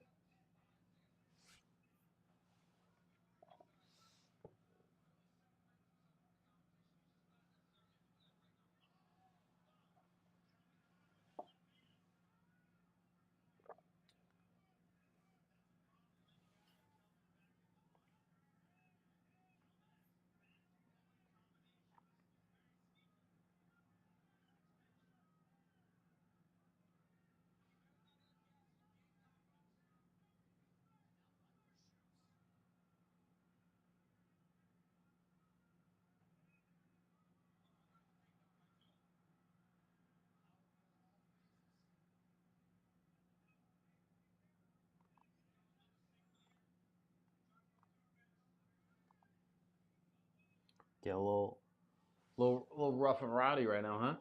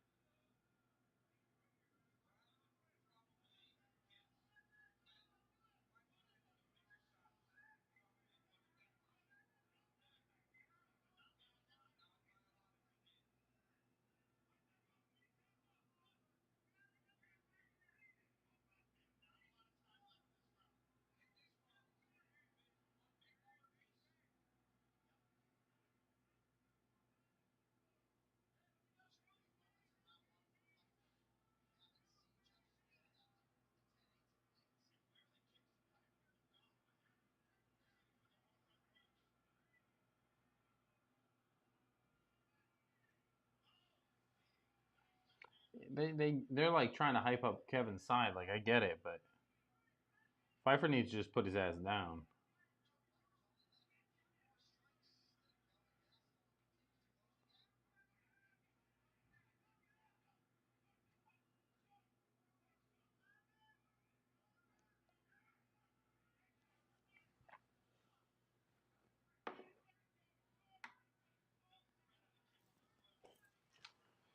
Anyways, ladies and gentlemen, let me know what you're sipping on. Let me know if you're watching the fights. Obviously, Christian's watching the fight. He said he had some good slips. Hey, I'm here for it. Bourbon Teddy says I'm working but watching. Hey, appreciate you as always. I don't, bro. You gotta be working that third shift still.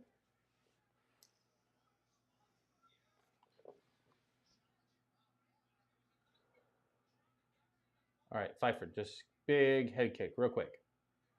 There you go. You tried.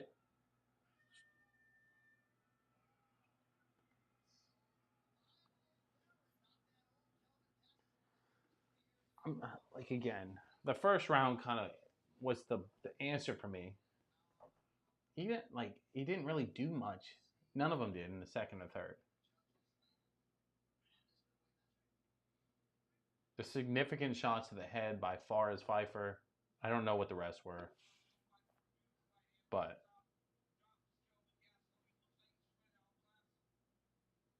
God damn that shin kick, bro.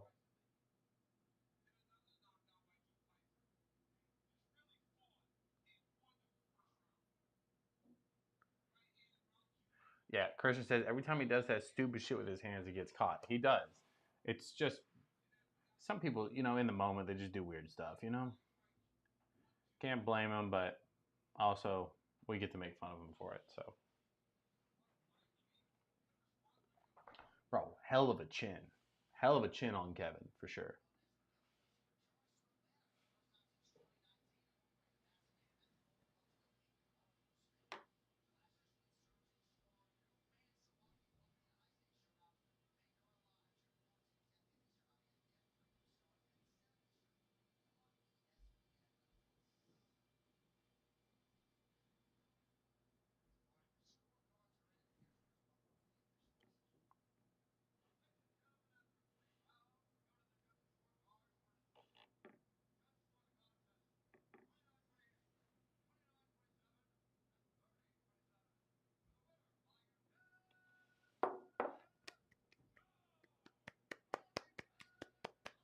Pfeiffer.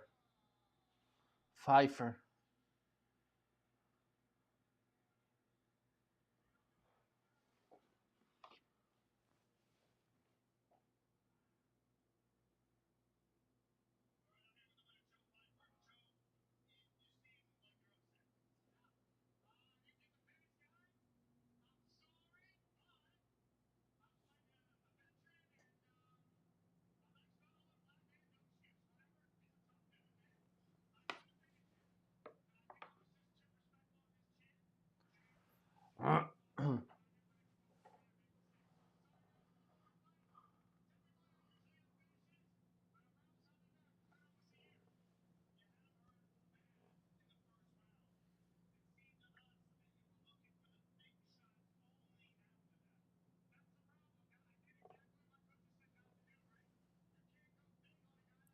Ricky says, "I'm watching live boxing on ESPN." Who's boxing?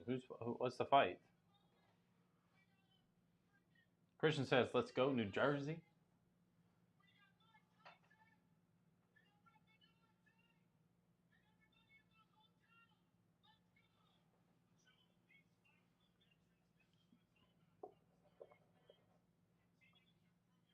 I mean, Joe's good, bro.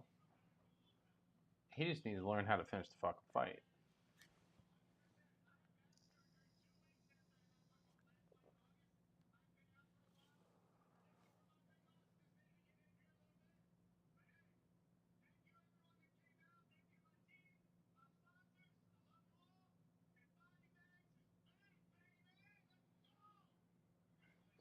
Body bags. All right, bro. Hey, somebody get that man a Gatorade and let me get him off the stage.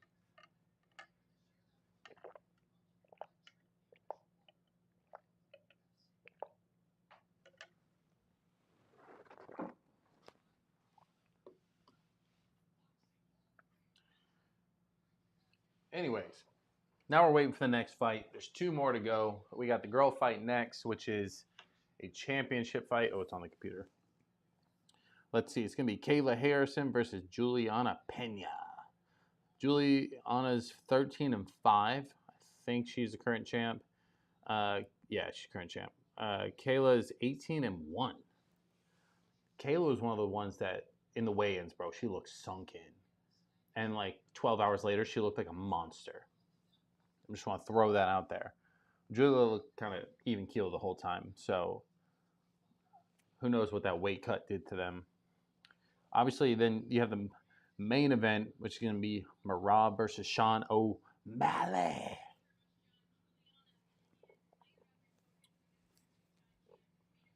Where he says the match just ended. Mason versus Jeremiah. Abdullah Mason versus Jeremiah. I can't fucking pronounce that, bro. Okay. I like boxing. I'm just not the biggest.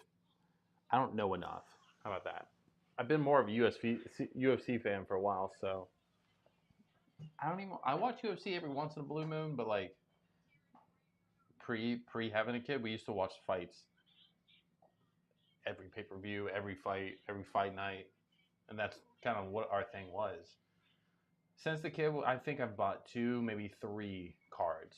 The first one was right after he was born. We kind of had like me and the wife had like a little date night in the house. Watch fights. Me and her, we had drinks for the first time in I don't know how long, 9 months, and then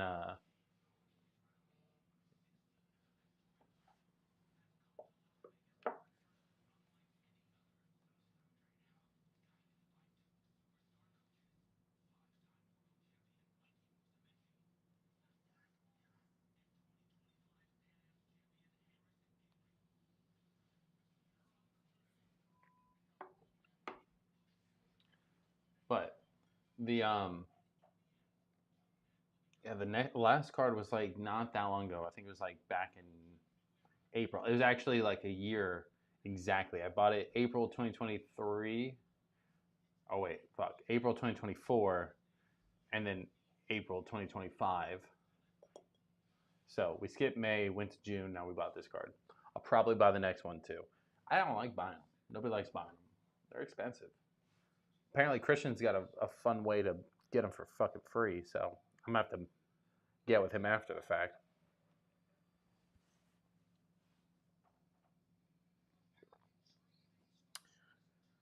Ricky says, imagine Indian with a TKO for medical reasons, stoppage by doc. Doctor stoppage! Doctor stoppage! Ricky, you're pretty active in the chat. What should our next pour be? What bottle should we pour up for our next drink? Obviously, we just had Frey Ranch. We had some Bookers. We already had some Wild Turkey. We started the night off with a little Jack Daniel's single barrel proof. Let me know. I'm sure you're going to tell me something that I don't have, and then I'll have to tell you something else, but let me know.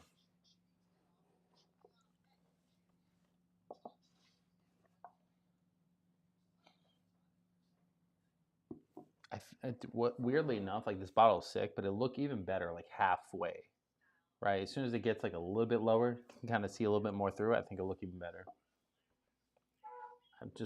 I'm weird with bottles on the shelf, you know?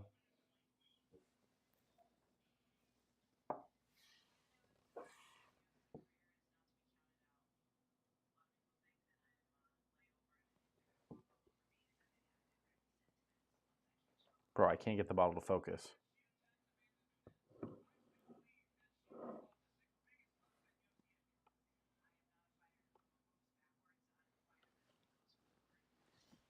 Holy shit, guys. I can't get it to focus on this.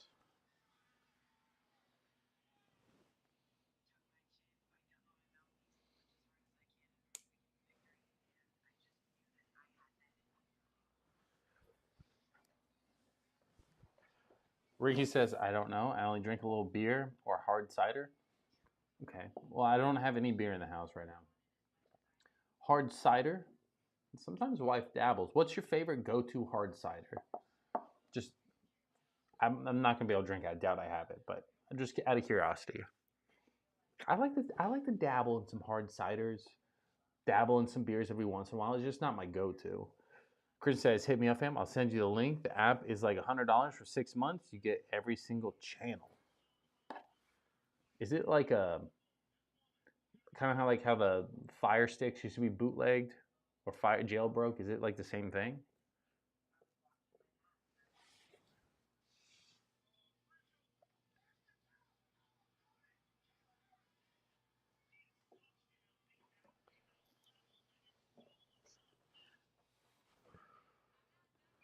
All right, Christian, you got a big decision then.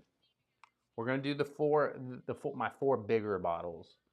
We got still Austin Tanger, Jack 10, Russell's 15, 13th Colony. I need you to pick two. One for this fight, one for the O'Malley fight.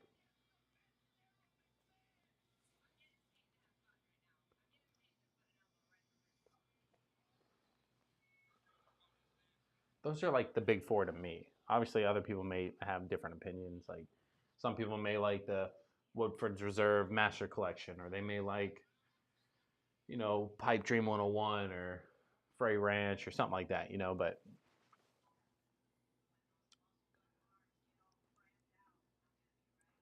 let me know. The only had the Angry Orchard. Never tried any other type.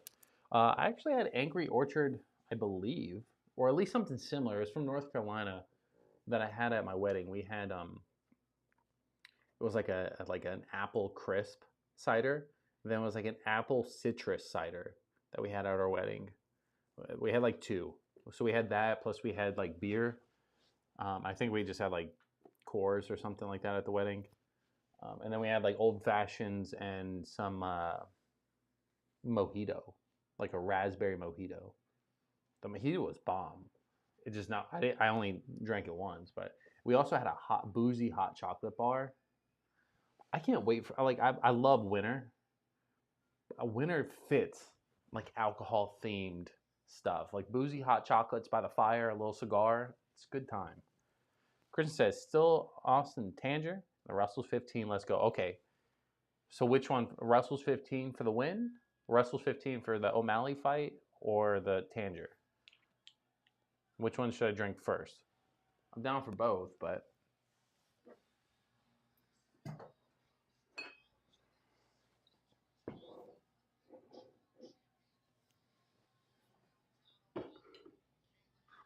O'Malley.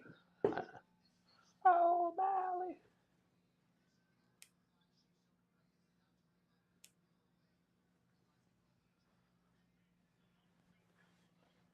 Now everybody's going to think I'm bringing those bottles up. They're like, you're just trying to act cool now. That's why you put those bottles up there.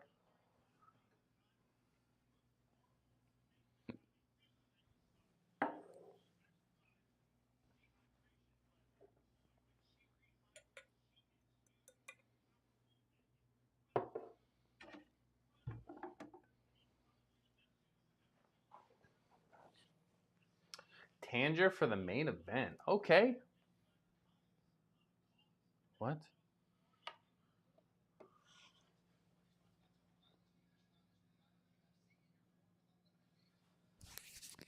I'll be right back.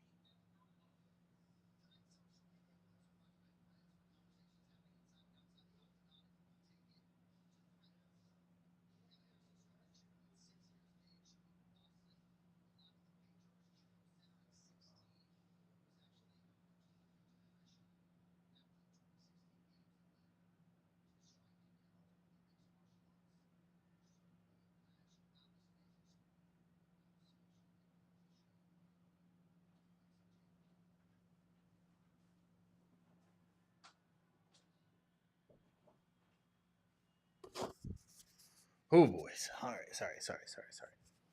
I'm back. All right.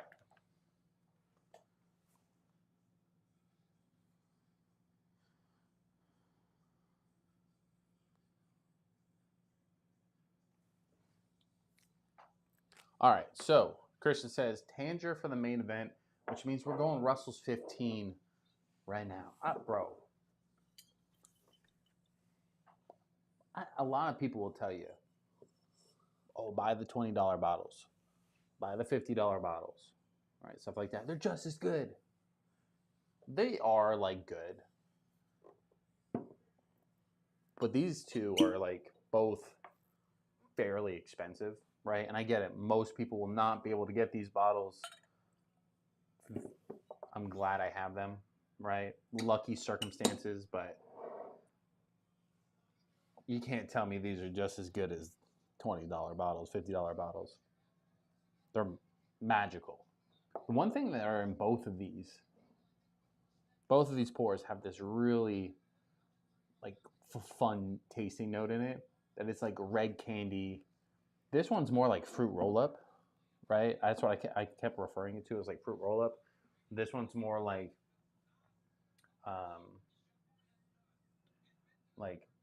just juicy fruit, not like juicy fruit the gum, like just like squeezing the juice out of a strawberry style.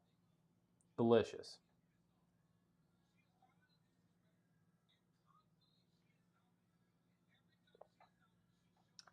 We're moving on to the 2-hour mark of the live stream, going into this co-main event of the evening.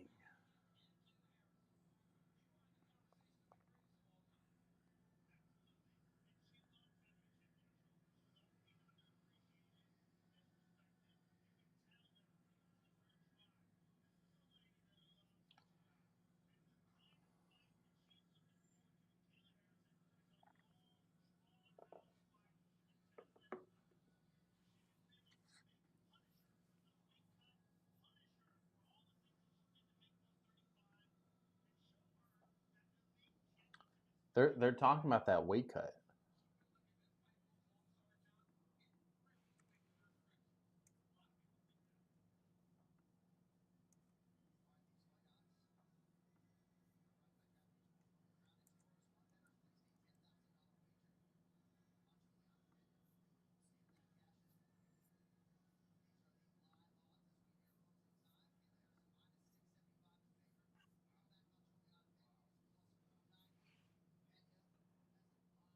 Pena's the underdog by a lot.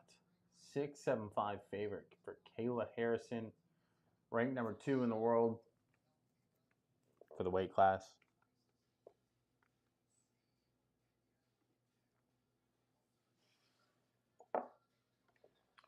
So, all right, here's the stats. Pena, 35 years age, 6 foot 5, or I'm sorry, 5 foot 6 inches, 135, 69-inch reach. Kayla's got 34 age, 5'8", 6'4" reach. Something crazy, something weird. Ricky says, be careful not to have many drunk buddy. I think he meant many drinks. No, my life. I've been live. I've done live streams that are like 4 or 5 hours long. This is like light work. I haven't really drank too much today, as far as like live stream stuff goes. I like to taste the whiskey. You know what I mean? It's almost like just getting to do a mini tasting of the bottle rather than drink the bottle. Not that I don't have bottles I don't slam back sometimes, but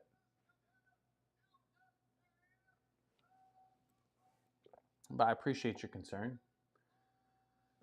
You know, when you watch some fights, as you know, you're kind of watching some boxing, some fighting goes really good with a couple of adult beverages, a couple cigars. I wish I could smoke a cigar now. It would be a good fucking time. Both of these bottles be incredible with a cigar. Obviously, this is more of a cigar blend for the Tanger, but the Russell's 15 is an incredible pour in itself. Christian says, Ricky, we built for this. Hey, you know, it's taken a while. If you go back to like my very first live stream, it's hard to watch. It's up, but it's hard to watch. My camera's messing up. Obviously, I'm like a baby deer. You know, barely got my drinking legs. I think I had like one old fashioned. I was pretty blitzed up. I was also like pre-gaming my live stream, so we slowly got better. Not like getting better at drinking, just better at monitoring how much and how quick you drink. That's kind of part of it. You could just sit here and talk about alcohol to the camera, and you can talk for 5 seconds and drink a bunch, or talk more, drink less type of thing, or take smaller sips. You know, I like to kind of taste what I'm drinking. I gotta trim this beard up, my guy. This thing is getting large and in charge. It's like when you start growing like a super long beard, it's in that ugly duckling stage, right? Like it's not long enough, but it's also like longer than normal. For some reason, I'm looking at Pena and I just feel like she's got a little dog in her right now. Give it 5 minutes or 5 seconds, we'll see, but Kayla looks big, bro. She looks big.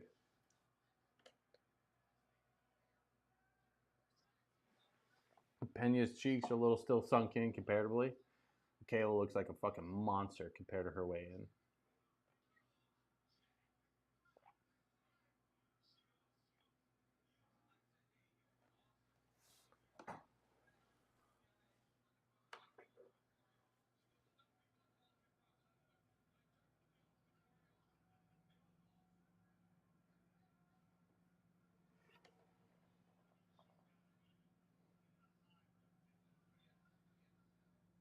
They're talking about it too. They're all talking about her weight drop and pick back up from rehydration.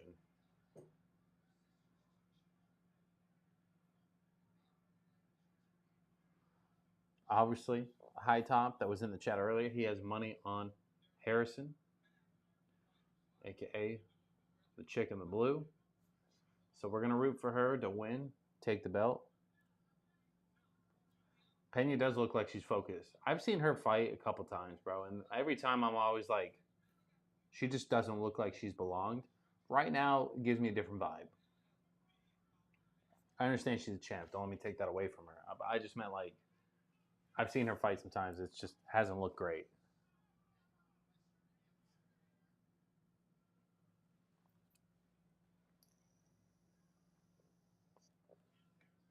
The Dave's Hot Chicken on the mat is throwing me off, bro.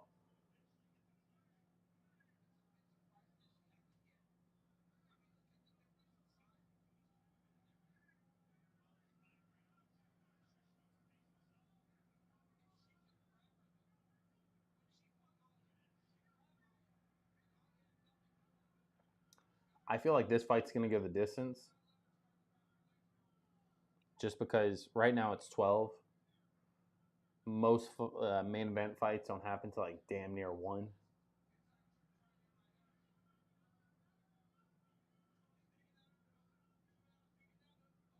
Takedown for Harrison. What does she do with it?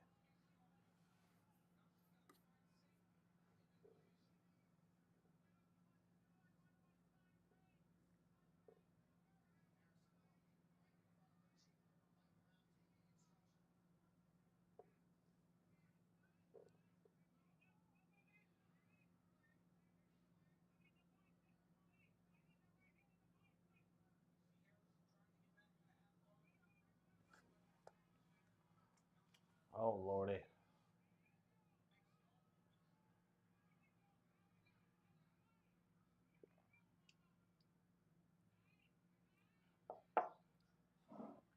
I will say the Russells, once you open it up, I feel like the first couple pours were like spectacular. Not that this isn't, but it's just like it's lost just a little hair of its luster. I don't know why. That's just my thoughts. Obviously, mine's a 2024 release. I believe they're going to release a 2025 edition of their 15 year. I mean, we'll have to wait and see, but still a great pour. What's the proof on this one? It's 117.2.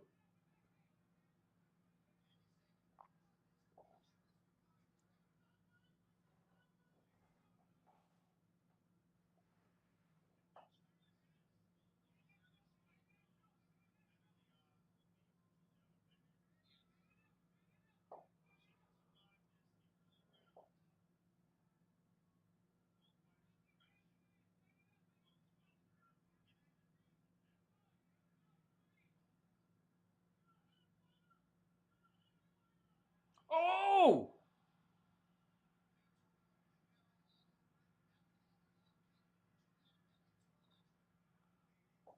Harrison still had her knees on the ground. Pena fucking kicked her in the face like twice.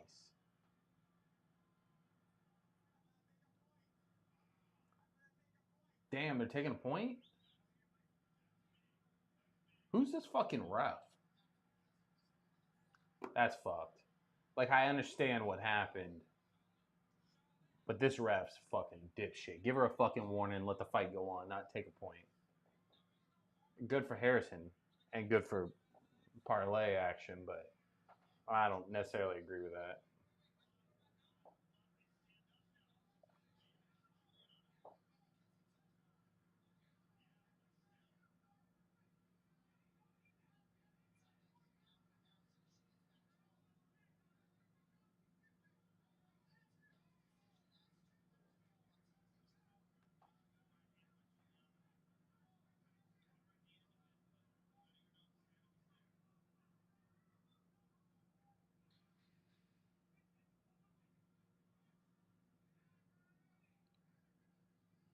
Did you guys hear Amanda Nunez was saying she wanted to come back for another fight? I don't know if that was true or not, but that's what I heard. Pena is looking like she's trying to like duplicate Amanda Nunez's look there.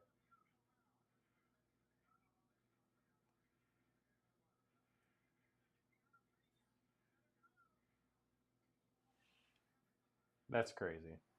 I'm not a fan of the point being taken. I understand why, but I also think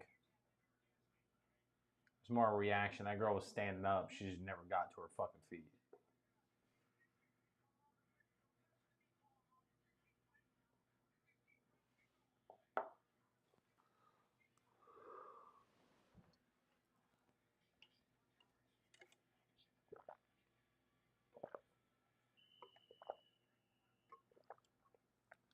Chris says, why did he take the point? Go Cats, baby. Hell yeah. Stanley Cup champions. Florida Panthers, baby. You thought you didn't expect that, did you? You know what I mean? We stay repping. Just saying. Christian, they took the point because Pena was on her back. Kayla was going to get up, and Pena kicked her in the face twice. Kayla's knees were still on the ground. Kayla was getting up, but she got clocked like 2 good times by the feet of Pena. So they took the point because you can't. If she was fully standing, you can kick her. If the knees are down, you can't kick her. Not like a head kick. It was almost like Kayla like almost went down but just didn't, or almost stood up but just didn't. That's why I was like, a warning. I think there would have been fair. I don't even know who this ref is, to be honest. It's not no Herb Dean. Herb Dean.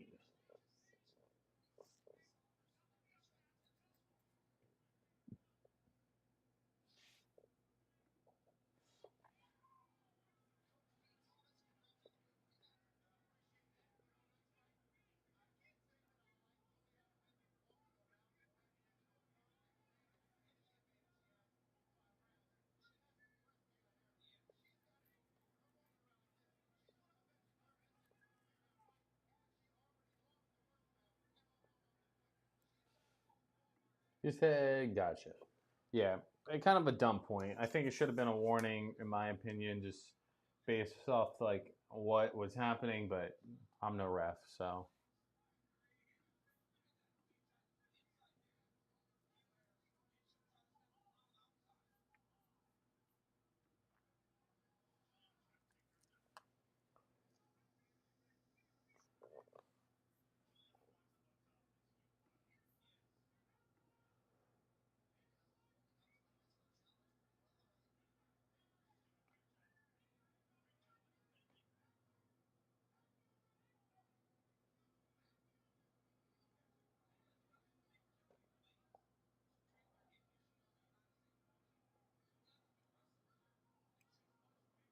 a lot of grappling happening right now.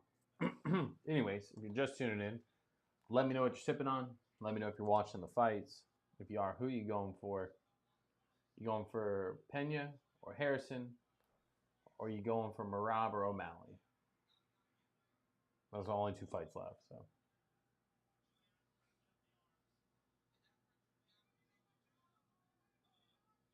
Kayla landed 2 takedowns in all 3 UFC fights. She's landed 2 tonight. She's only had 3 fights? God damn. Christian says, I felt like it should have been a warning. That's going to cost her the round now. Yeah, fact. That's what I mean. Like, Kayla was going to win anyway, that round, in my opinion. But it would have been like 29-28 instead of like 30-28, which makes a big difference. I felt like it should have been a warning just because like she was about to stand up and she just chose not to and kind of like hovered and then ate 2 5-piece chicken toes. You know what I mean? Like just Kayla's going for a little trying to get the back here. Uh-oh. Oh, Penny might be. Pull her. No, she ain't got shit. She's just gonna push her or something.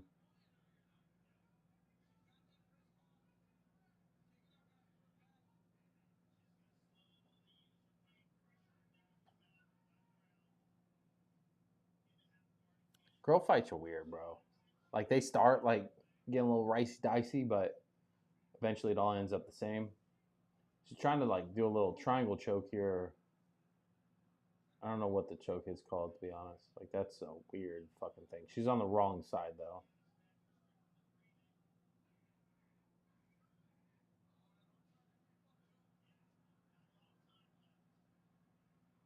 30 seconds left on the round.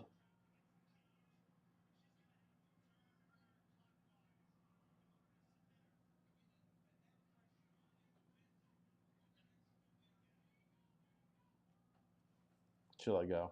She'll let go.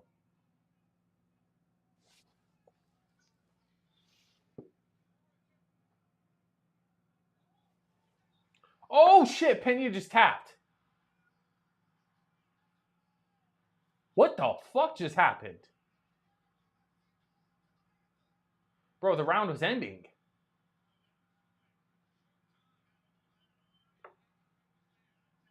What? Bro. She's looking for that rear naked choke? Nah, bro. She was. She was doing all types of weird shit. Bro.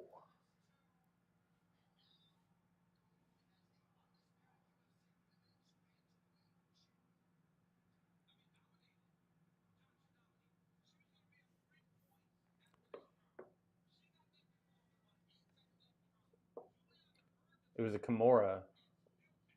Bro, Pena's soft, bro. I tried to say it beforehand. I just didn't know.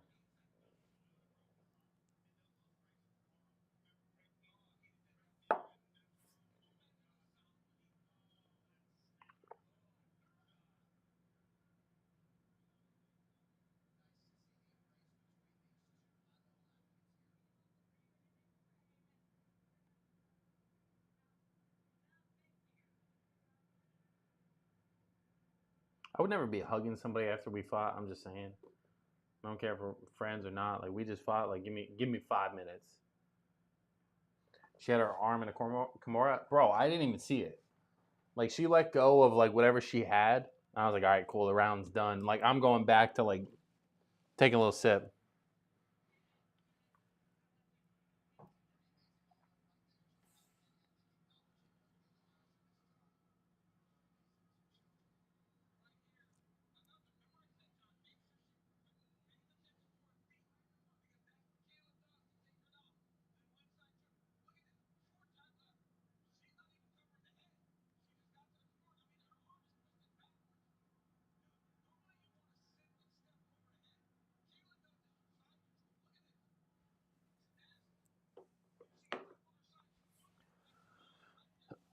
All right. Well, the Russell's 15 then is done for the evening.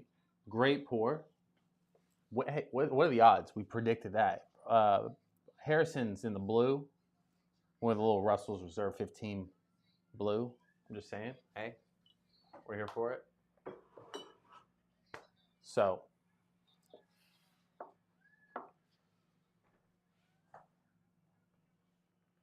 damn. And no. I feel like this division for the girls are constantly changing. I told you, bro. She was like a $135 at weigh-ins. I don't know what the weight class is. And then like 215 24 hours later.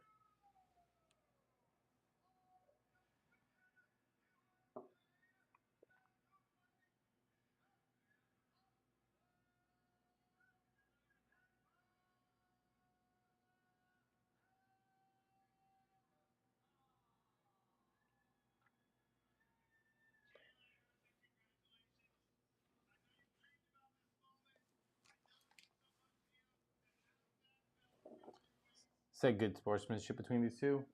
I mean, I agree. Could be me though.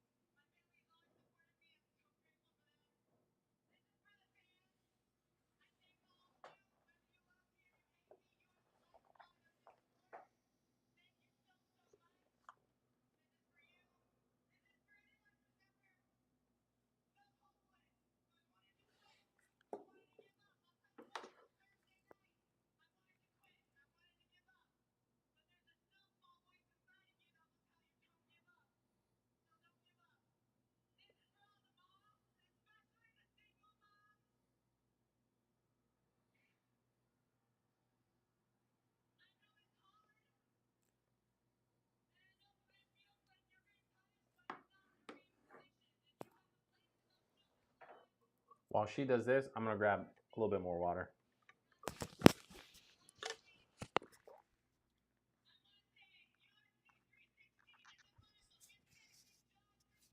All right, be right back.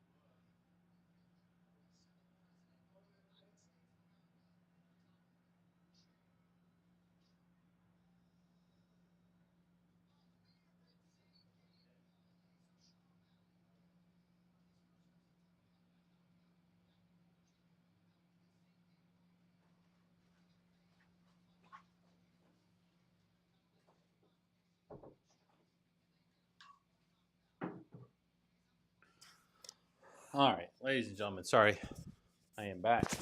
We have water. I got a little bit of ice. O'Malley, I missed it.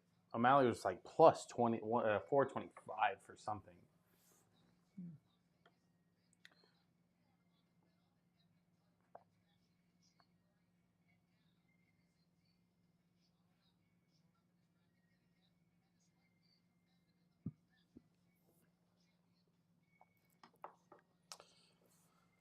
Chris says, "Damn, Joe Rogan's hands look like he's 1,000 years old." Joe Rogan's kind of old, bro. He ain't that old, but he's like kind of old. It's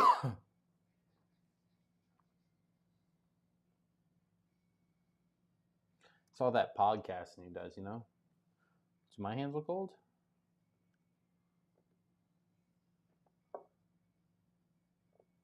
I don't know.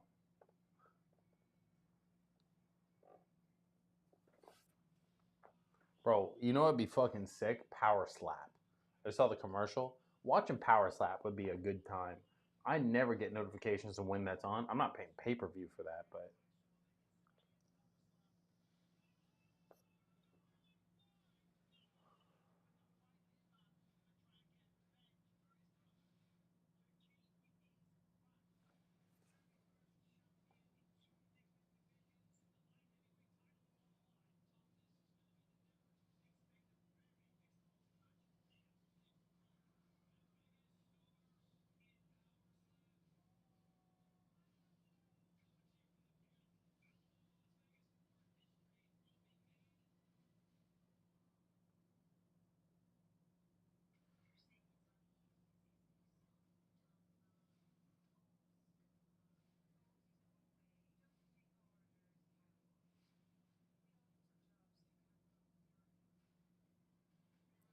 crazy. Last fight's gonna start here shortly, and then we're gonna pour up the Still Austin Tanger.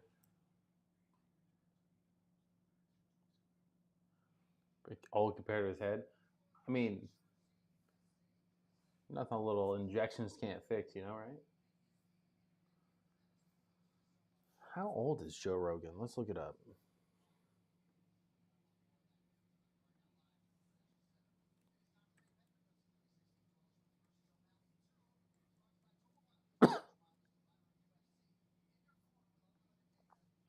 Joe Rogan is 57 years old. So I guess not that old. Older.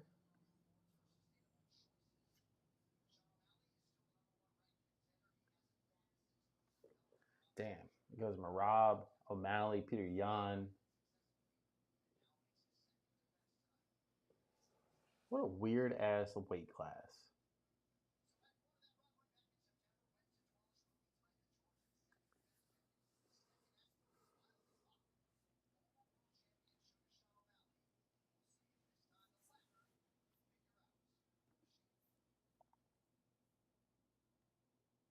Those Ferratu ass hands. Bro, it's.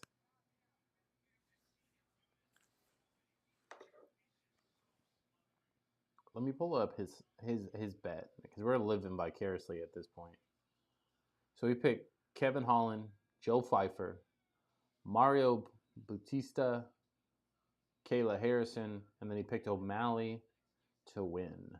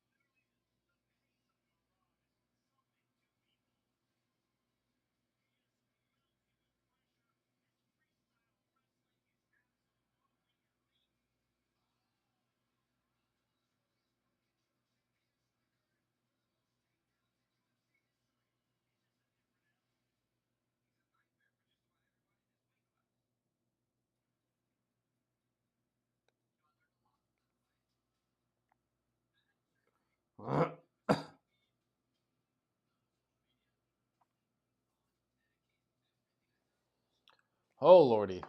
Ladies and gentlemen, we're moving on to the final fight of the evening.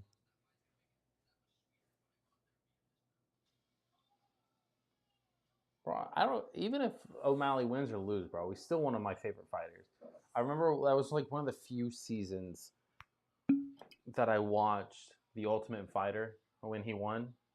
And I was like, I really like watching this guy fight. Very entertaining. I like stand-up fighters. I don't like the wrestling shit. Like, I get it. I'm not mad at it, but I like stand-up fighters. Typically, what I gravitate towards as far as like being a fan of. The weird characteristics with the hair and the shit talking, like, I'm here for it.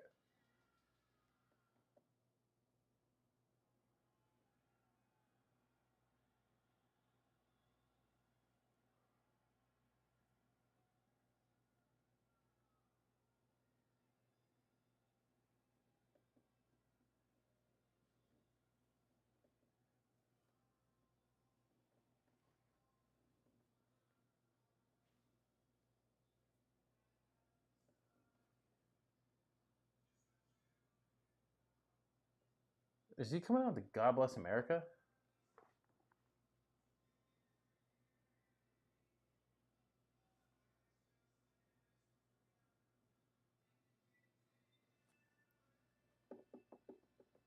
Hell yeah.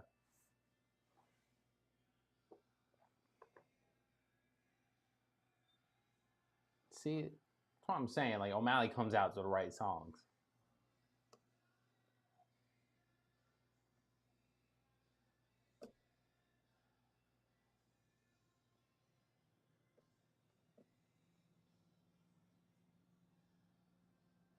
God damn.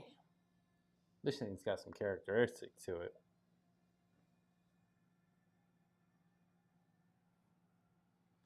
Ladies and gentlemen, if you're just now tuning in, let me know what you're sipping on. Let me know if you're watching the fights and who you got, Marab or O'Malley. It's the final fight of the night. Then we may make some cocktails or do some fun stuff if anybody's still watching at that point. Most of you guys are probably not going to be tuned in at that point, but we'll do some weird shit if that's the case. Or we'll do a blend. Maybe some blending. I don't know if we have ice. If we have ice, we'll make some cocktails.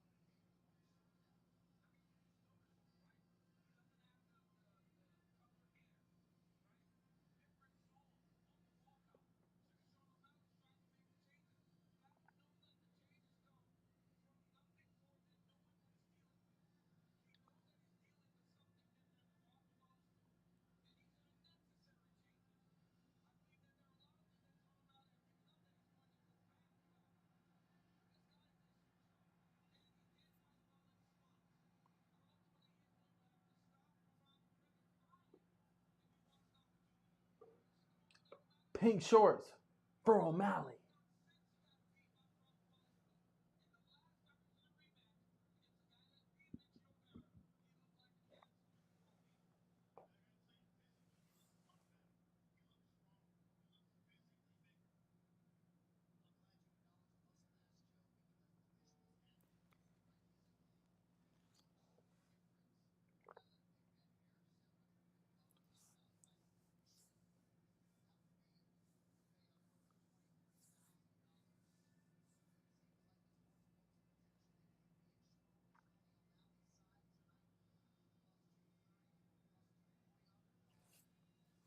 Should we change the lights?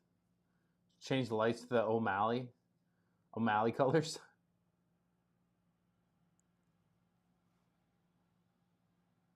No? No? Too much?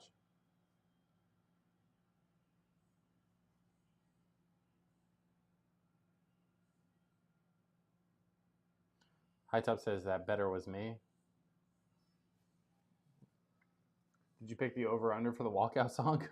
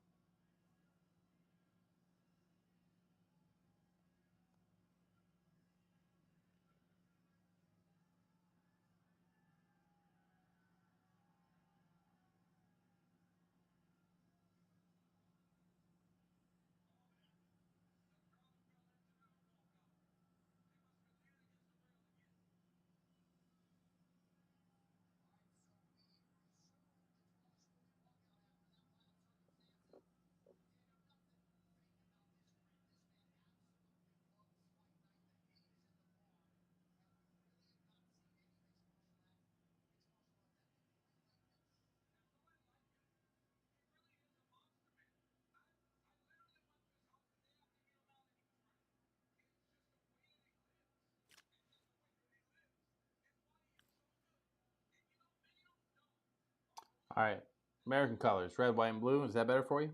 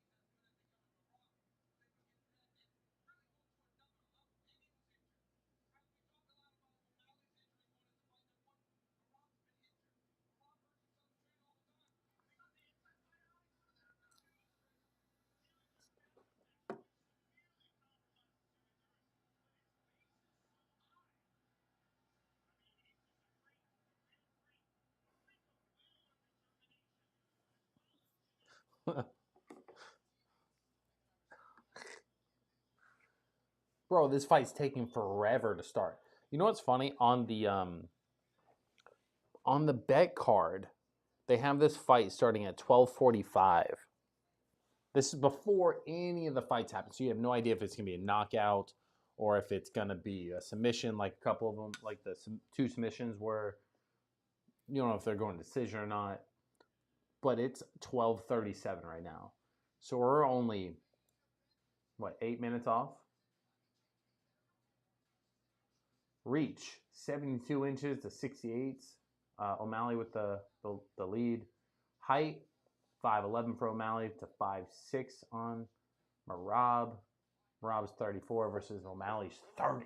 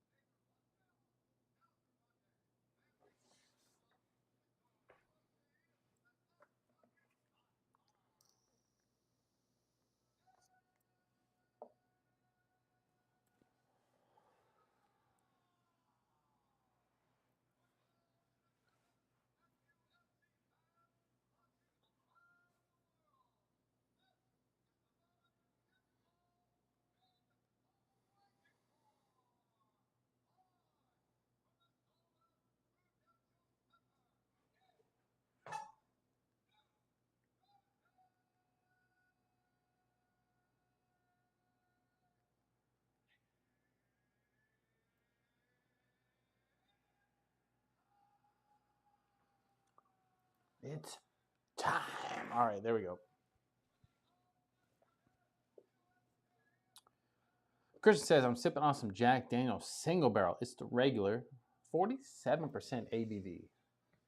You know, to be honest, like the Jack Daniel's, like the single barrel proof is great, right? The rye and the whiskey. But if I was going to go like the black label, I probably would prefer to save a couple bucks and go the Jack Daniel's triple mash. It's still 100, but it's like a mashup of three bonded whiskeys. The rye, Tennessee, and then something else. I can't remember. It's up there. But it's actually great. It's got like this really like almost like berries and cream type note. Delicious. It's almost gone. I probably won't pick up another. I'll probably pick up like the bonded stuff first. It was a great pickup. The Jack Daniel's stuff, like I picked it up simply because like I found the first one, like the 375 bottle at like 133.3 proof. And then I picked up the rye, which was 134.5. Hence why I picked that one up, because it was slightly higher proof. That higher proof just makes it just that much more special, right? As far as it is a little bit better in my opinion. So if I was going to go like in between, I probably would just go the triple mash. But nothing wrong with that.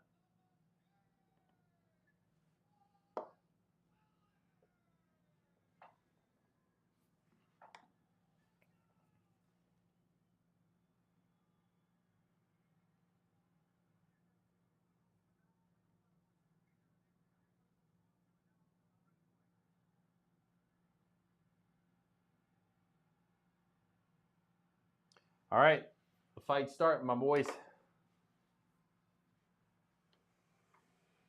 Oh my God, let's just tip the fucking table over.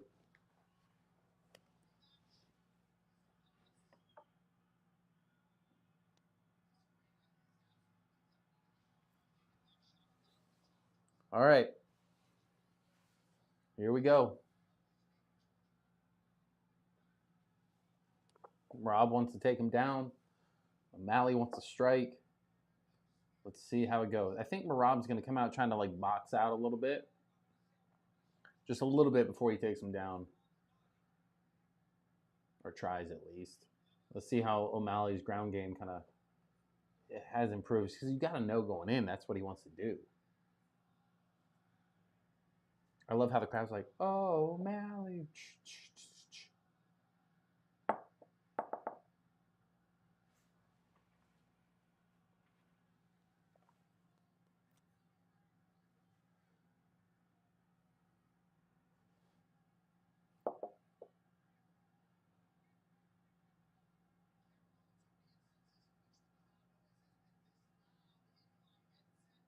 This is going to be a 5-round fight for the belt, obviously. Bantamweight championship fight.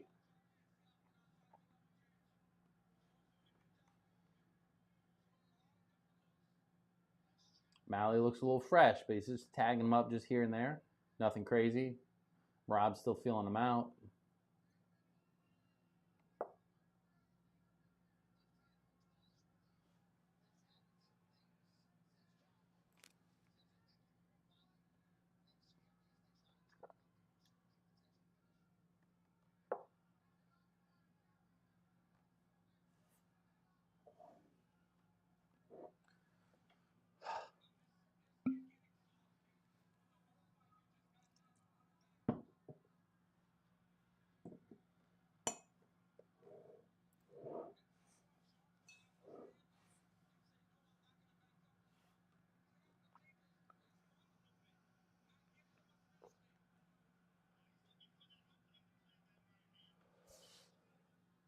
They're talking shit about O'Malley backing up. O'Malley was backing up when he knocked Aljamain out. So, like, let him do what he wants for now.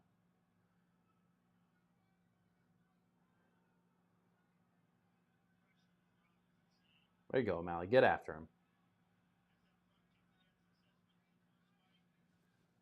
Joker didn't show up tonight. Joker usually likes to bet me on the fights. We usually bet like a bottle or something like that. Last time I lost, we bet on Oh, Jesus Christ, O'Malley. What are you doing, bro?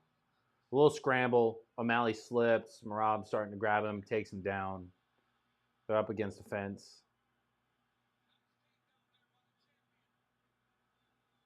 A little grappling now. O'Malley's getting back to his feet.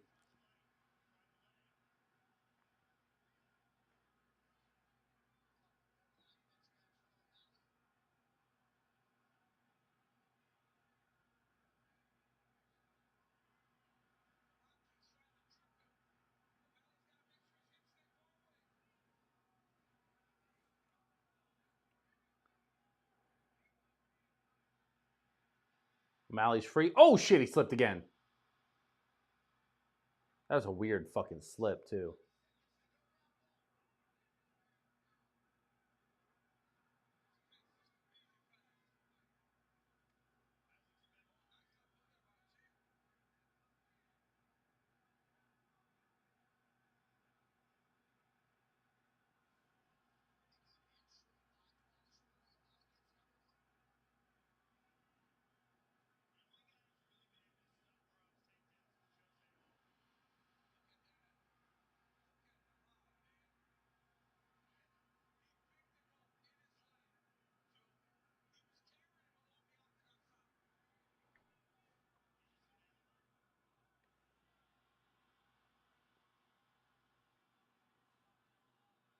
O'Malley's down again.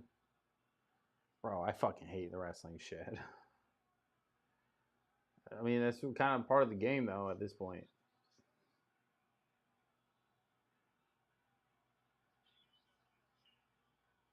I think they said the 9 or the 12 to 6 elbows are like out for this fight.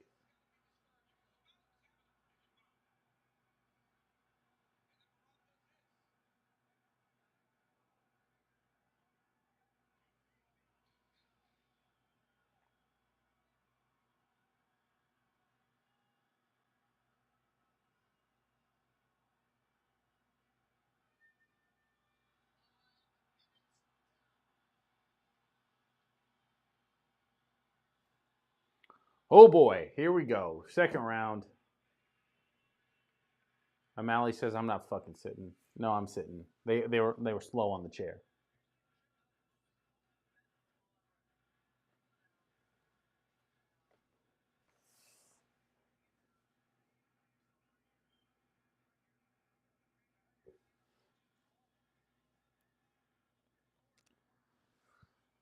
Who else is watching the fight? Obviously, we know Christian's watching the fight. He's been here the whole time. But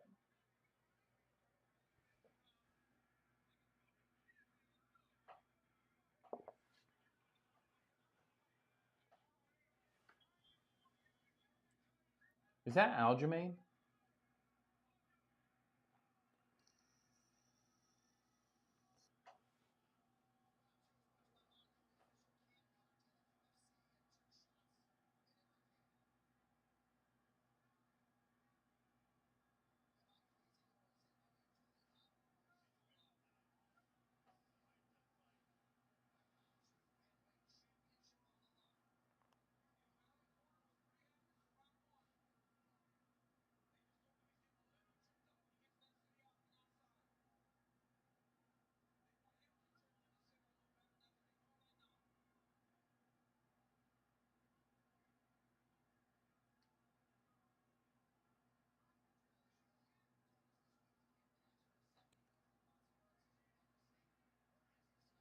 Says he's been 30 seconds behind the feed all night. Damn.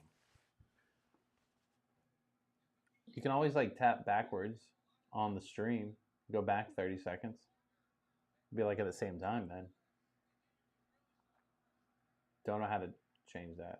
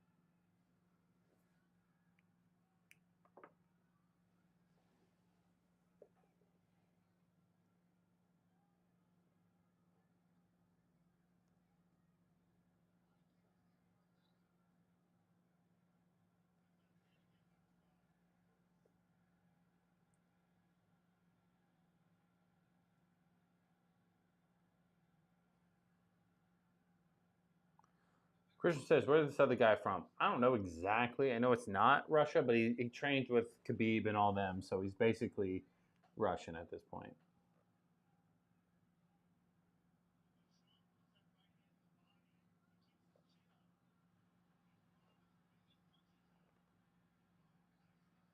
Oh no, you better fucking clock this guy with something.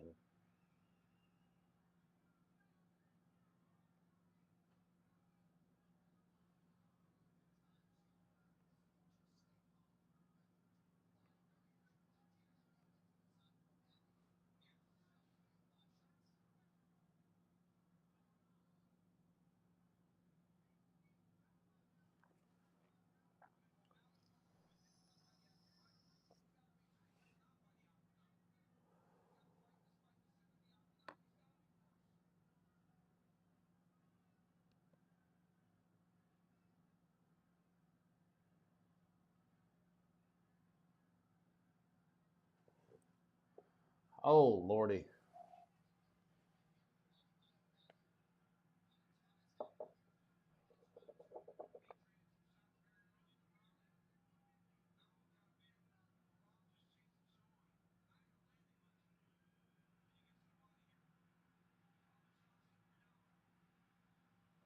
Okay. Good left by O'Malley. Kick by Marab. Oh, big hand by Marab.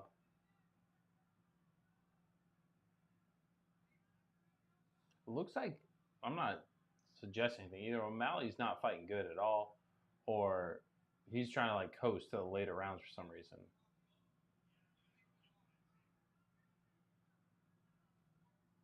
He's doing a whole lot of nothing.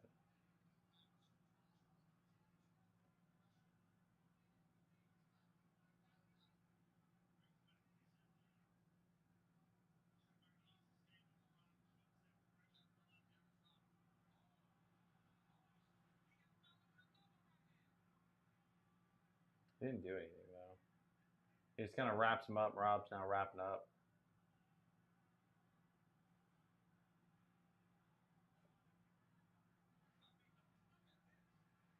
Pop.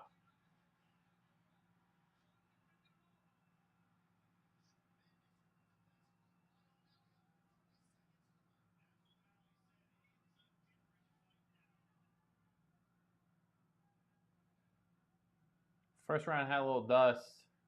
Second round's getting better. Looks like they're both kind of filling each other out a little bit. O'Malley's still a little rusty, if you were to ask me. Like, it's just not the same. Both swinging at air.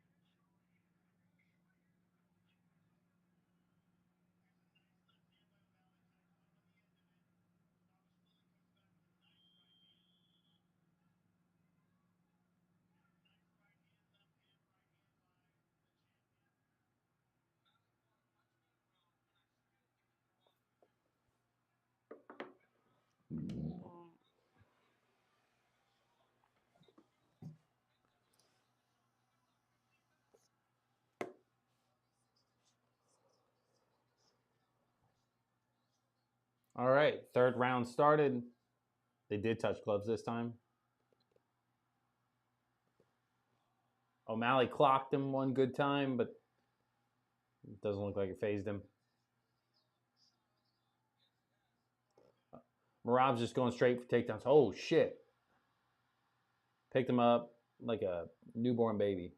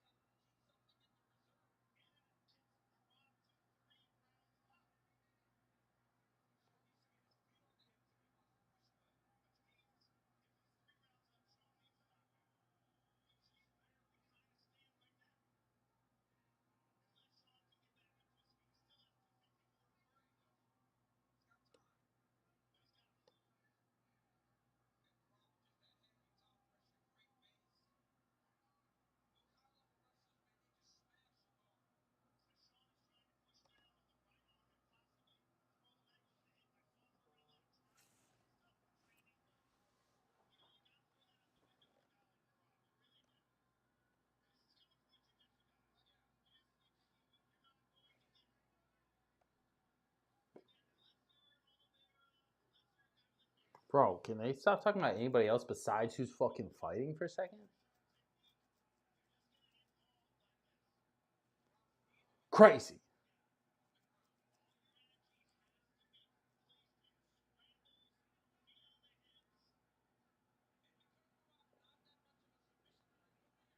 O'Malley's getting back up.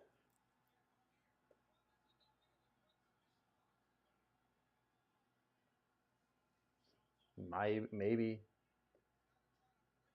Just burst, bro. What are you doing? Don't stand there and let me fucking knee you.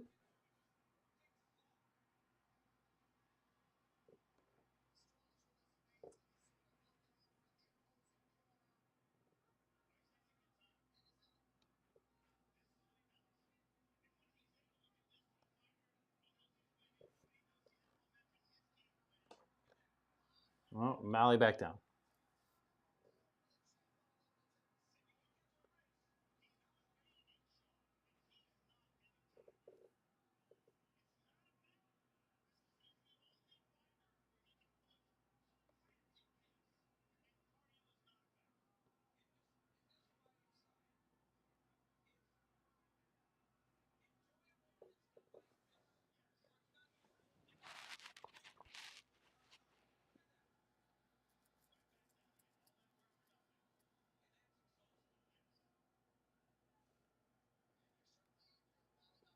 Kevin versus Pfeiffer. Kevin and Pfeiffer was the best fight so far. Yeah, I agree.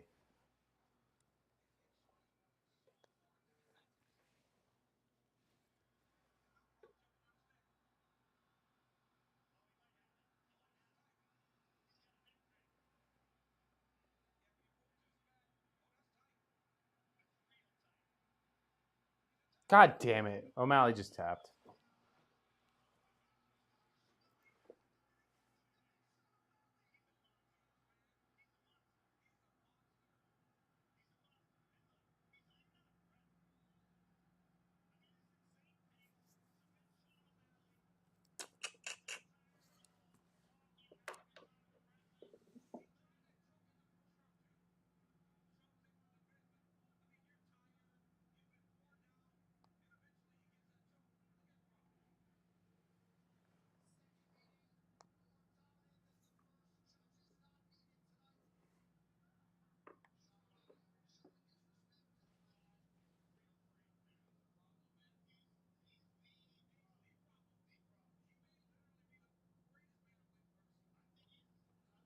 You say the greatest bantamweight he's ever seen. Stop it.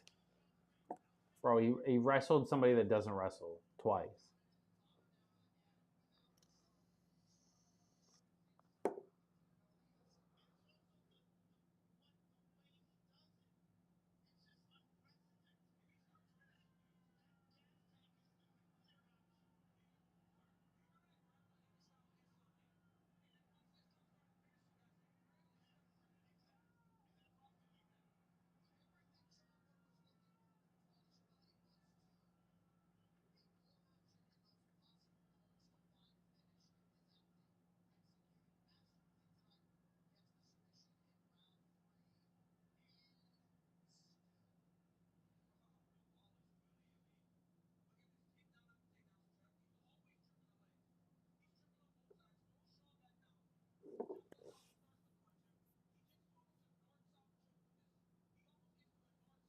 Brutal.